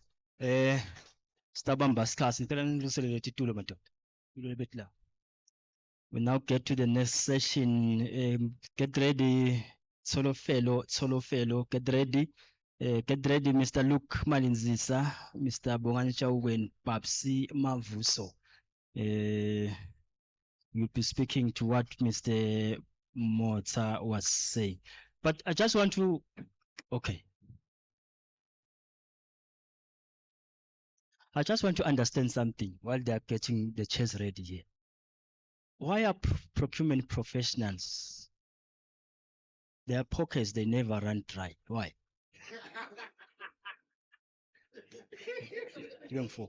Yeah. Their pockets they never run dry. I am the only one who is broke in this house.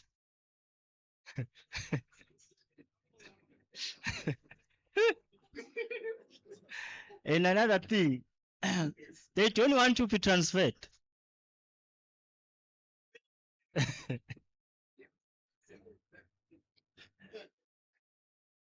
Yeah, nothing.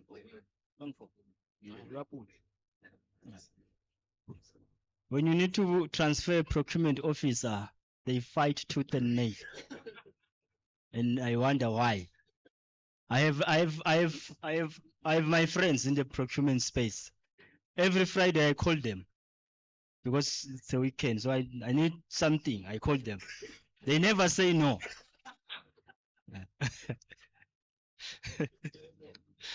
Okay, Mr. Solofelo, please come forward. You'll be moderator for this session. Mr. Lukman Nzisa, Mr. Bawancha, over here, your chess. Mr. Papsi.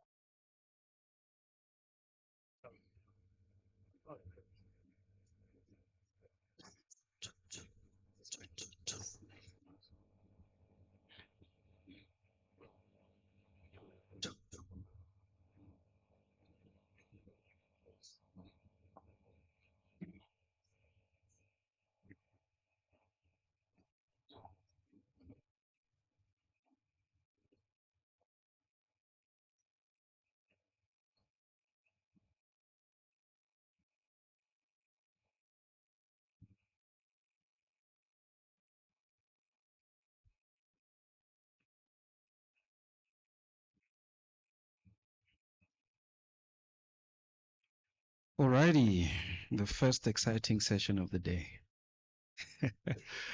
Good morning, everyone. If it still is morning, just about afternoon.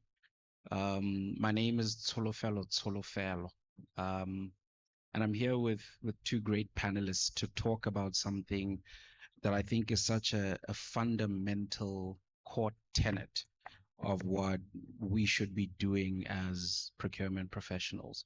Now, before I hand over to my colleagues to introduce themselves, I think it's important to lay the foundational bedrock for how I would like this conversation to go.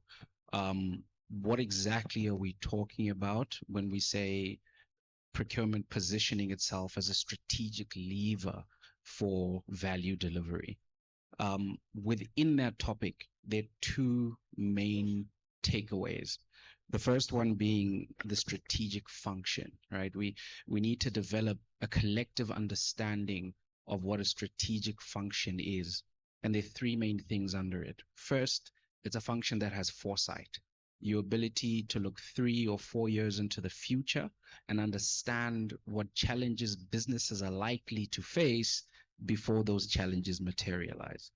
Secondly, it's a function that has an intimate understanding of the market in which it operates. I know when we go around and we do a lot of our consulting work, we find that a lot of procurement professionals we deal with don't understand the market. They don't understand the local context. So if you said to them, how many catering businesses with 5 years experience do you have in a 5 by 5 kilometer radius, they wouldn't be able to give you that response.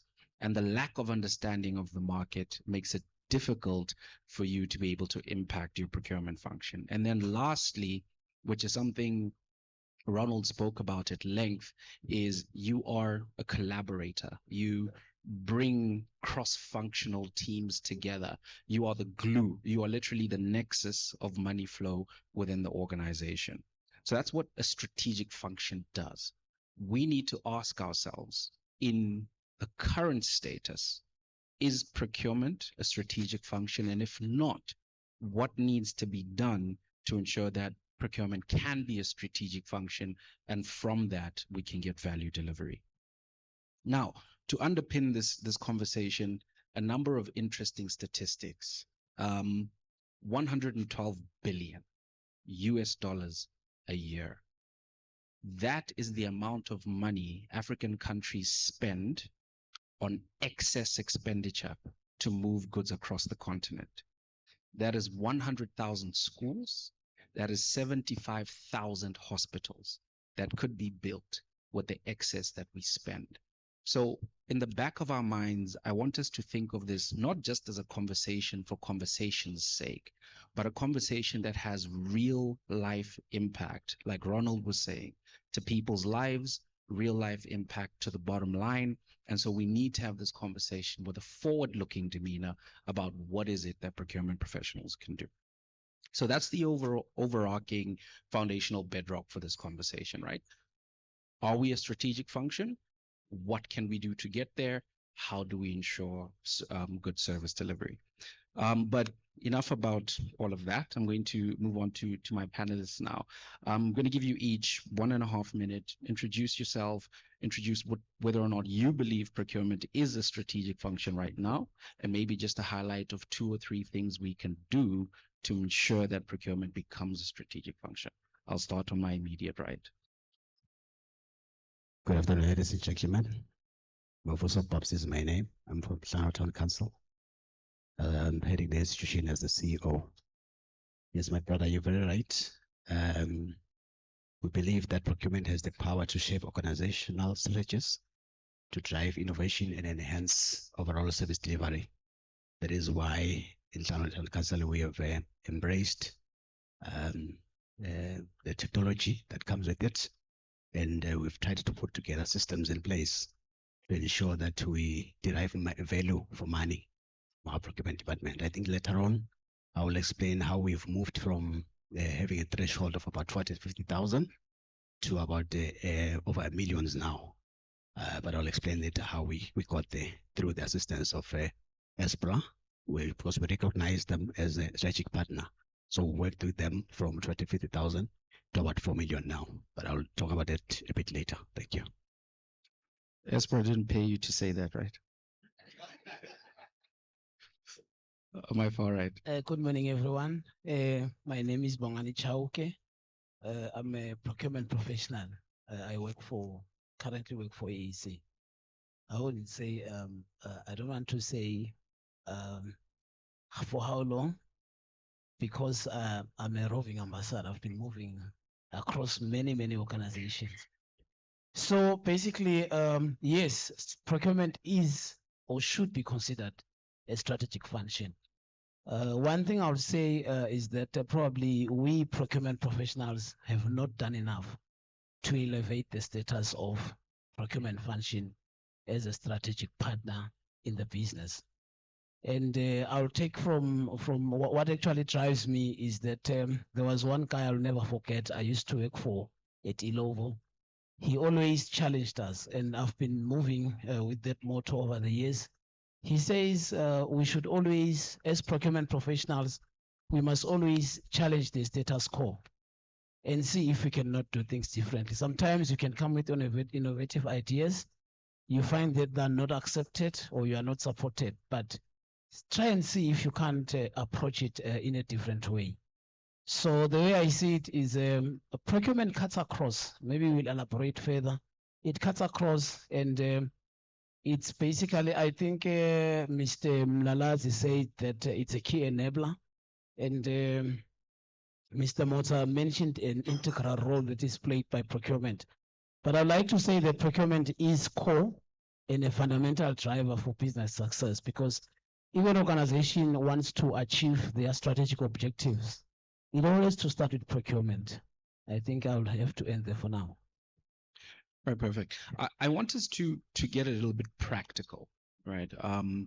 As a procurement professional within the public sector, what are the 2 or 3 things you need to do to ensure that the organization recognizes you as a strategic partner? So, what is the journey you take to get to that point? Because I think it's an easier conversation to have in the private sector if you're able to contribute to the triple bottom line and you're able to contribute to shareholder value. The organization automatically recognizes you as a strategic partner. But in the private sector, where triple BL aren't as integral to performance as in the private sector, what do you do as a procurement professional to ensure that your CEO, COO, CFO, and anyone else in the executive recognizes procurement as more than just a support function? Okay, first I'll say our stakeholders, they know about procurement and they know what is supposed to happen. But you find that in most cases, they choose to shelve it on the side, or they choose to look at it as a back office function. I'll say that where you should start is to what you call your stakeholder mapping. Just that is how I approach work. I've worked for about 4, 5, 6 companies. The first thing that I do when I get into the organization, well, first is to learn more about the organization. And secondly, do your stakeholder mapping. Understand the different roles that your stakeholders are playing, and understand the way they view procurement. And I normally would, when I arrive in an organization, will also seek audience with the managing director of the organization. Well, I do seek permission from my financial director, but then I do have an audience with my managing director. And the question that I normally engage him on is that, I want to find out from you, what is it that you expect from procurement? It's basically a relaxed conversation before I start doing any work. Managing director, what is it that you expect from procurement? And what can you tell me, managing director, about procurement function in this organization? And now, that actually, what I'm actually doing is I am availing myself to understand the expectations of your employer, understand the expectations of your boss. And the number 2, as procurement professionals, I want to say that one other thing that we tend to not to focus on mostly is visibility. I mean, be visible. They must know there's a procurement professional in the room. They must know there's a procurement professional in the organization. So when I talk visibility, now comes in issues of trying to forge a partnership or a cross collaboration sort of action that will actually make you understand each other, so you know what your stakeholders are expecting, and they must also know exactly what is it that you are expecting to do in the organization, because it shouldn't be them expecting you to do something as a procurement professional, but it must also be, they must also know what you expect from them and what they should expect as well from you as a professional. Number 3, involvement. Involve yourself. You know that in some organizations, you find that like when they're doing those strategic planning sessions, in my organization, I always talk to my boss and ask him, because all the orders, they come through my office. I sign those orders. I can see there's a strategic planning session somewhere. My boss, why am I not involved? So seek to be involved. Don't expect the management of the organization to start like getting a bait somewhere to fish you to join them into the administration of the organization. Seek to involve yourself. And what I do personally, I also approach the different heads of departments. I ask them to their meetings, please share with me your meeting schedules. I want to be there. So that is how I believe we as procurement professionals must make our presence felt in all the organizations that we work for. Involve yourself. Thank you. Thank you so much. I think that is such a sage response to the question. And you really have broken it down beautifully.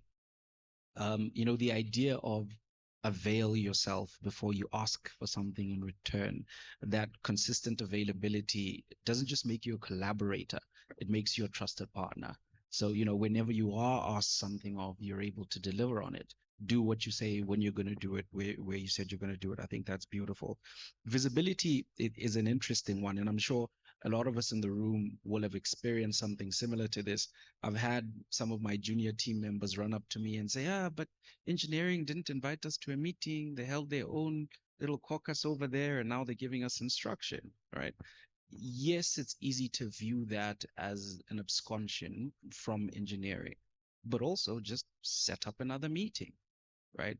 One of the fundamental skills that a collaborator needs to have is you need to have the emotional maturity to not be upset by small things. Not being invited to a meeting is not the end of the world. Just set up another meeting the following day and have the exact same discussion.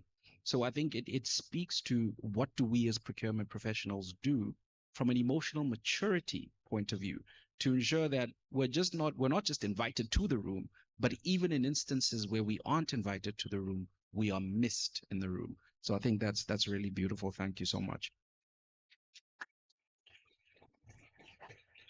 So to sort of cement what you've been speaking about, maybe take us through your journey and how you as an organization have helped procurement position itself strategically. You were talking about, the increase of thresholds. What did you guys do from a framework and structural point of view to ensure that you're positioned more strategically?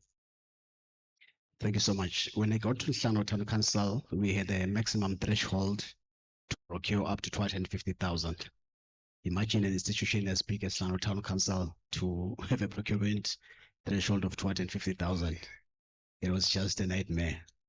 So what we did is we wrote to Esppra to request for trainings. They said, no, we can't start there. Let's start with the workload capacity assessment, which is a WCA. So they sent down their team to come to our offices. It was a very intensive exercise. It was more like an audit of some sort, but it was worth the while. They came up with their recommendations and findings. Then we started to implement those. One of them was we had to have a procurement policy. It was also a recommendation that we need to hire a procurement officer, because currently with the setup that we had one officer who was all-rounder. From quotation to invoicing to payment. So you were part of the problem. So we thought it can't be. We can't keep it this way. We need to do business. It has been business unusual. Yeah, because we then had to change some of the few things here and there. So we're intentional about it. After they'd done the WCA, we went through, together with the team, we started implementing the recommendations. And halfway through, we thought maybe let's also have an internal auditor to come and test our controls as well. So we got more from finance, from cash handling and stuff like that. So we developed a procurement policy, and then also we developed an internal financial control policy that spoke to cash handling and other internal controls. We bought extra modules for our Sage system, which is an accounting system to aid our procurement, because we then realized that procurement is just not one of those functions, but wanted to derive value for money from the department and also from the systems as well. So it was quite an investment from that time. So we also had a segregation of duties, and then we took it from there. After that, we went back to Esppra to say, because it took us about almost a year and a half to implement the changes. It wasn't easy. After a year, we told them that we are now ready for them to come and do area assessment. So it took them about 6 months because of their schedule. They came back. They discovered that we were almost there. We've hired a procurement officer. We now have a procurement policy. We've implemented a segregation of duties on our system.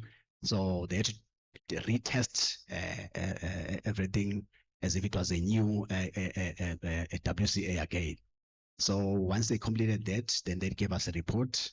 We're happy that now we can procure goods and works up to the value of about 4 million. So thank you. So we are grateful for the partnership. I think we also were very intentional about it, and we realized that Esppra was sort of a partner to us. So that's why we had to bring them on board. So we've undertaken a lot of trainings for our teams, for them to appreciate and understand the policy. And also we've done quite a number of trainings with Esppra, just for them to understand a lot of things from contracting to record keeping. There's one of our employees now, she's attending a course on records management, because the filing, it was discovered that it was a bit messy. So we are now looking for a consultant that will probably do for us e-filing. So we just take it a step at a time. So we're happy to share with the team our positives that we really value the procurement department, and we wish to place it where it belongs within our organization. Thank you. You know, it's really easy to always see the negatives in situations.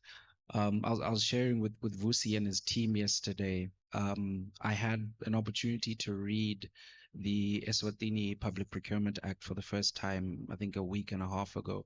Nomile was nice enough to send it to me. And when you're operating within an environment, sometimes you don't know how mature that environment is. You know, one of the things that struck me is this is an incredibly old act. It's 12, 13 years old, but the foresight in developing it to respond to some of the challenges we only started facing in 2021 and 2022, I think is absolutely brilliant.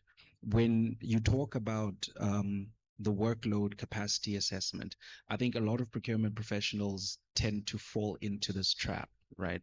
Because we are so fixated on where we are going and where we think we should be, we never really take the time to look internally to figure out, are we ready to be given the opportunities we want? So I think it's great that that was the journey that was followed. I know in my home country, Botswana, and even in South Africa to a large extent, if you just pushed hard enough for something, you'll get it. DWCA don't need to have, you know, just you're a loud vessel, you're a nuisance, and you sound strategic enough, and you get those things. So I think the fact that you have such a structured process in terms of getting to that is great. I'm going to put both of you on the spot for a second. One of the things I'm really passionate about is capacity building and talent development. It's great to have the right frameworks in place. It's great for you to fight the regulator. But in terms of the people under you, what are you guys doing, both of you internally, to ensure that one, there's retention of procurement talent, and two, there's continuous empowerment of that talent? If you're doing nothing, you can say. Okay, we did a gap analysis. We had a consultant to do a gap analysis, and then we developed a retention policy, and we also developed a training and development policy. So each department, you know, we are rolling out our PMS. We've started our PMS. It should be up and running by the 1st of September, and also doing our QMS as well. Quality management system. We've got the consultant on site.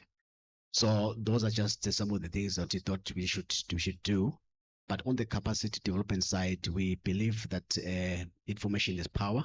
So we do empower our staff. We are currently training about 6 staff at the moment. We've enrolled them in various institutions, and obviously it comes with a bit of bonding for them to give us value for our money before they leave. Because obviously, once you train them, some of them will leave, and we realize that some of them within the institution joined maybe way back, just experience only. But we thought, let's just help them to gain that piece of paper, which they'll appreciate. So some of them are with the IDM and other colleges within the country, where we're saying, this is little we can do. We appreciate your value over time, because you've been with us, you've been loyal to the company. So here is a bit of training. And then some of them, obviously, they come to the office of the HR to request for trainings. Depending on the nature of training, there's a policy in place that states exactly what needs to happen. But we are open to that. But we also don't want them to have everyone training at the same time, and then we don't, you know, our work suffers because everyone is at school over the weekend, or maybe midweek or stuff like that. But yes, we're open. Thank you. Fantastic. You guys use a lot of consultants here. I should move to Eswatini. Um, on your side, are you guys doing anything from a capacity building and talent management point of view? Yes, we are. Not necessarily with my current employer, but I always do that in other organizations I've worked for.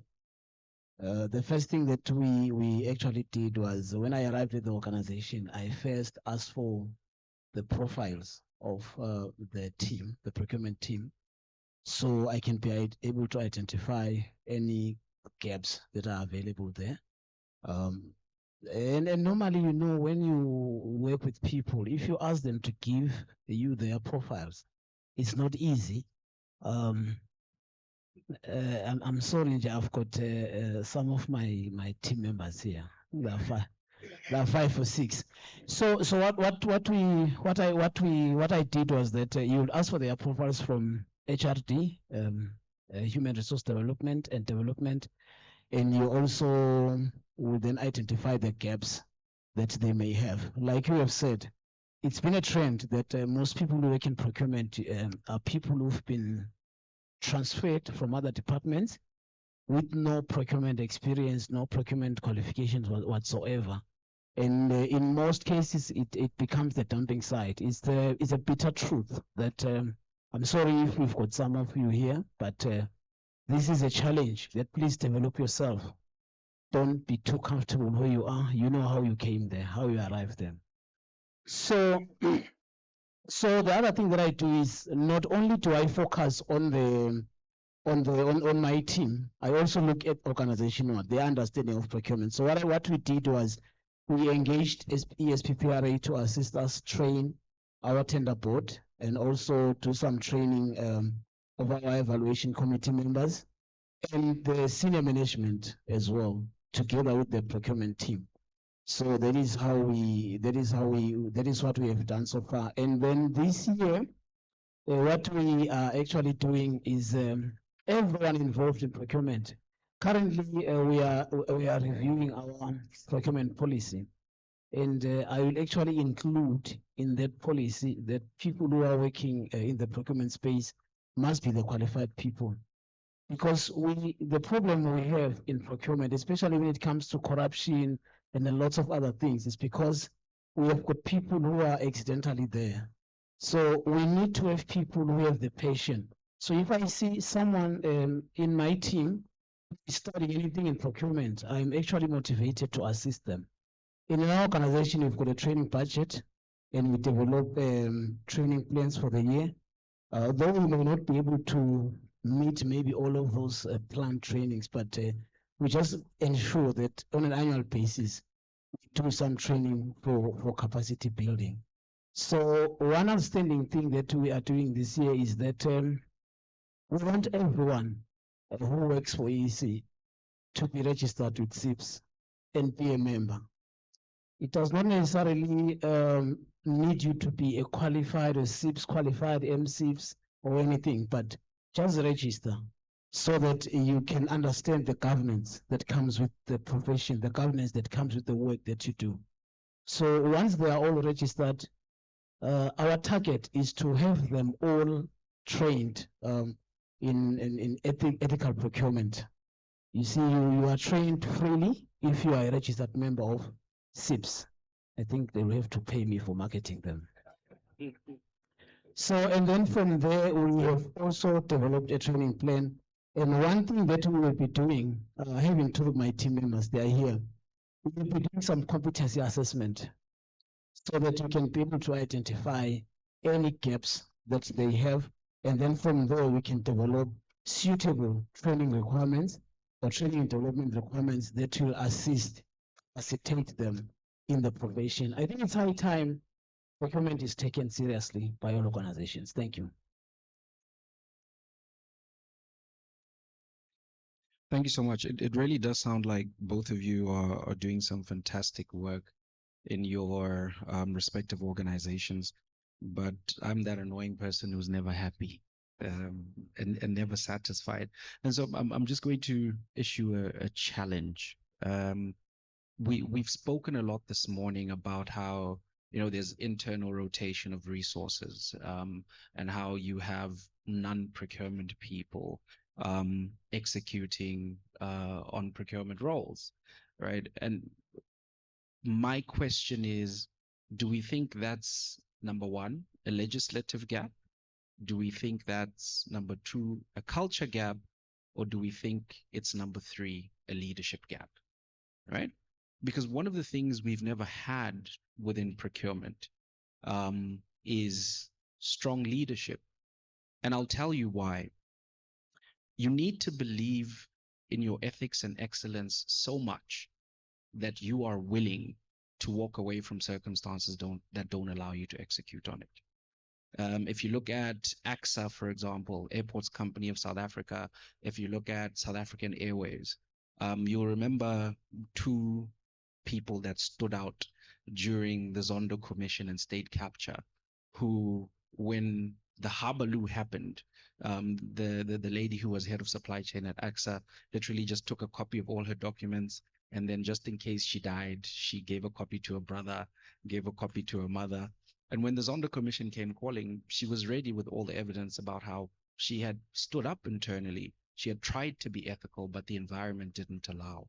So that's the first thing, right? Do we not have a leadership that is too willing to fold to accommodate an environment of convenience? Number one. But number two, we talk a lot about people who aren't trained in procurement doing procurement training. If the situation is dire and you can't do anything because the government is mandating that you should have an accountant come and be your procurement officer, why is there not internal procurement training taking place? Because training doesn't always have to be a cost driver, right? You don't need to pay 50,000 Rand or whatever it is to SIPs to get every single person professionally certified. Because if you're operating from a point of 0, the idea is to get to 0.5. You don't always necessarily have to go to 1. So, quick question to both of you. Do you, either of you, think that you are the kind of leader within your organizations who can stand up for what is unpopular, even if it meant you'd lose your job?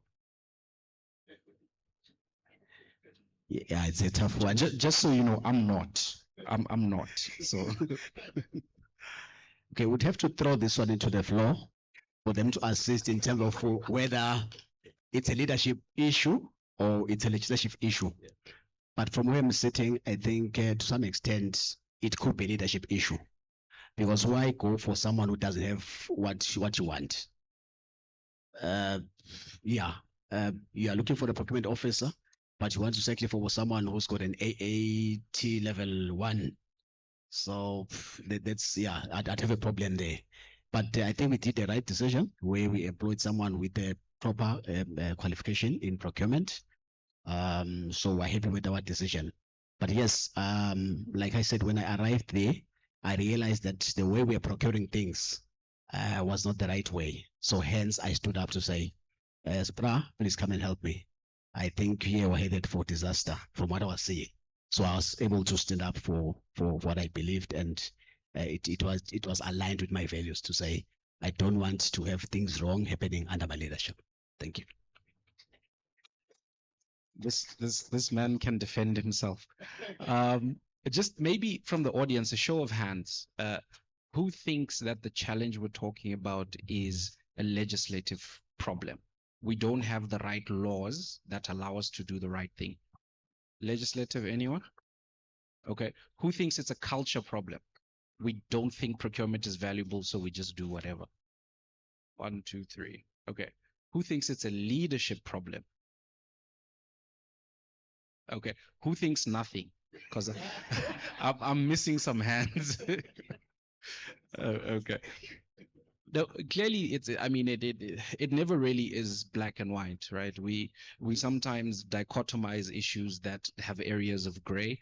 It probably is somewhere in the mix of a combination of all of those things. We're running out of time, so I'm just going to pop one last question to both of you.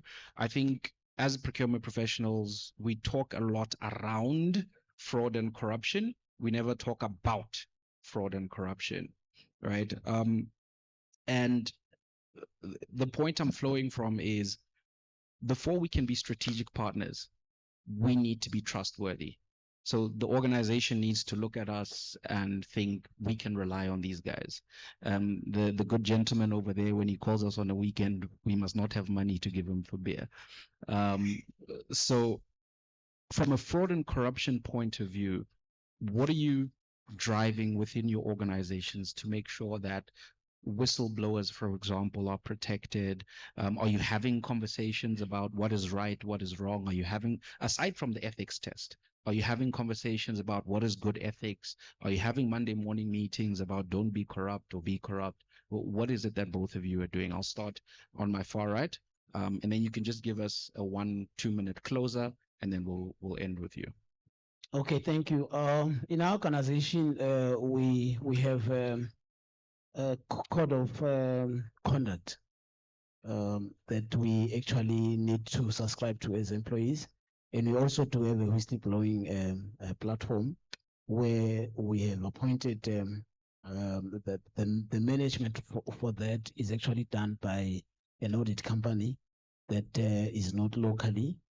And also everyone who calls in there is basically anonymous, because previously we didn't have that, but instead we had it internally. So there were challenges where people will actually be worried that when I make a call, my voice will be recognized, or when I report something, I'm not entirely sure that I'm safe.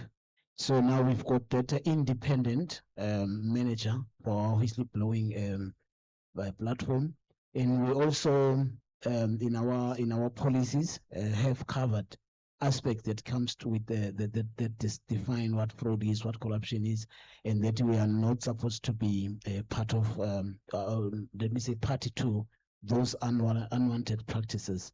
And the other thing is that for all our tender processes, we follow the statutory requirements, whereby there is declaration of conflicts of interest wherever it is, so that you don't participate in that procurement decision. So yes, we do have some framework in place that is meant to manage or to even sensitize employees to be aware of fraud and corruption. So I think in that aspect. But then in closing, we have been talking about procurement being a strategic function. I'd like to state that our duty as procurement practitioners is to ensure operational efficiency in our organizations. We shouldn't be giving an opportunity to our stakeholders to start pointing at us if they are unable to achieve their objectives or to complete their projects. So we need to do everything in place. Put in place your key performance indicators. Your team members must also understand about that. They must know what exactly you seek to achieve as a procurement function. And then by so doing, you will be visible out there. Everybody will actually know, and your team members will actually know what is it that you seek to achieve as a procurement function in that organization. So it's all about supporting or being core to operational efficiency. Be it operations in HR, they need you. Operations in manufacturing, they need you. In training, anywhere, they need you, because everything that is done in an organization, I mean an organization that is sound, I mean an organization that is serious about business, everything that they do, they'll always need your support, they'll always need you to advise them. So please, let's just ensure that we are professionals that are focused in what we are doing. Thank you. Thank you so much. Okay, in the month of February, the last week of February, we invited police officers from the fraud unit to come and teach our staff on fraud and corruption, because that is part of our code of ethics policy that we need to keep capacitating them. So we invited them to come over to teach our staff. Right now, our procurement officer is busy working with the SPDC, because we want to introduce a toll-free line where people could report, if there are sort of elements of fraud or corruption that are taking place within our institution. We haven't seen any at the moment, but it's better to be proactive. Once again, thank you so much, Esppra, for inviting us to share our story. It might not be the best story, but we are proud to share that it's been a journey, but it was worth it. Thank you.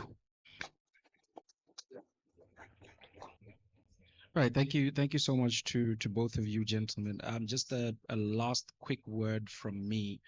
You know, as procurement professionals, we're fighting two battles. Um, we're fighting a battle for recognition.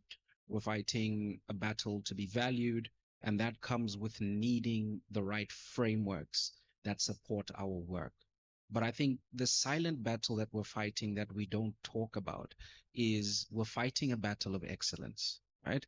I will be the first person to tell you that with a lot of interactions with procurement professionals all across the globe, Africa, Australia, the UAE, the Americas, procurement professionals aren't committed to excellence enough for them to be invited to the table. So maybe the locus of change needs to come from within, and we need to be inward looking about what is it that we aren't doing that's branding us in the way that we're currently branded today. And it's not to say that we're not great, we're fantastic people. It's just to say there maybe is a little bit of work that still needs to be done from an internal point of view. Once again, thank you so much, Esppra, for the opportunity. Thank you so much for listening to us blabber. Thank you so much to these two gentlemen here. Can we give them a last round of applause?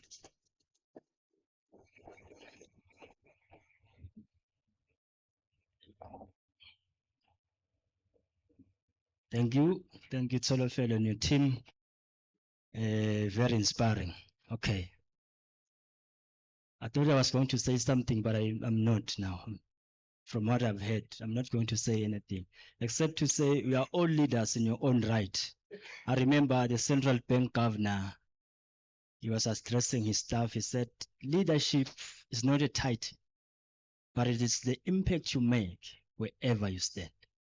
All right, two announcements before we break for lunch. One, I've made an arrangement, in fact, a deal with the general manager of the hotel, Magenlov, that parking is free. If you want to take your car and drive somewhere quickly, go to the reception and tell them that Litting said I must come here. They will sort you out. Then we've got two tables outside. We need to fill in the registration forms. On the left, our speakers and panelists should go to the table on the left. Then on the right, we have our PEs. What does PE stand for? Okay, let's go for lunch. Thank you so very much. Okay, time. We're supposed to be at the restaurants by 12:30. So we are already there. Then lunch will end at 13:30.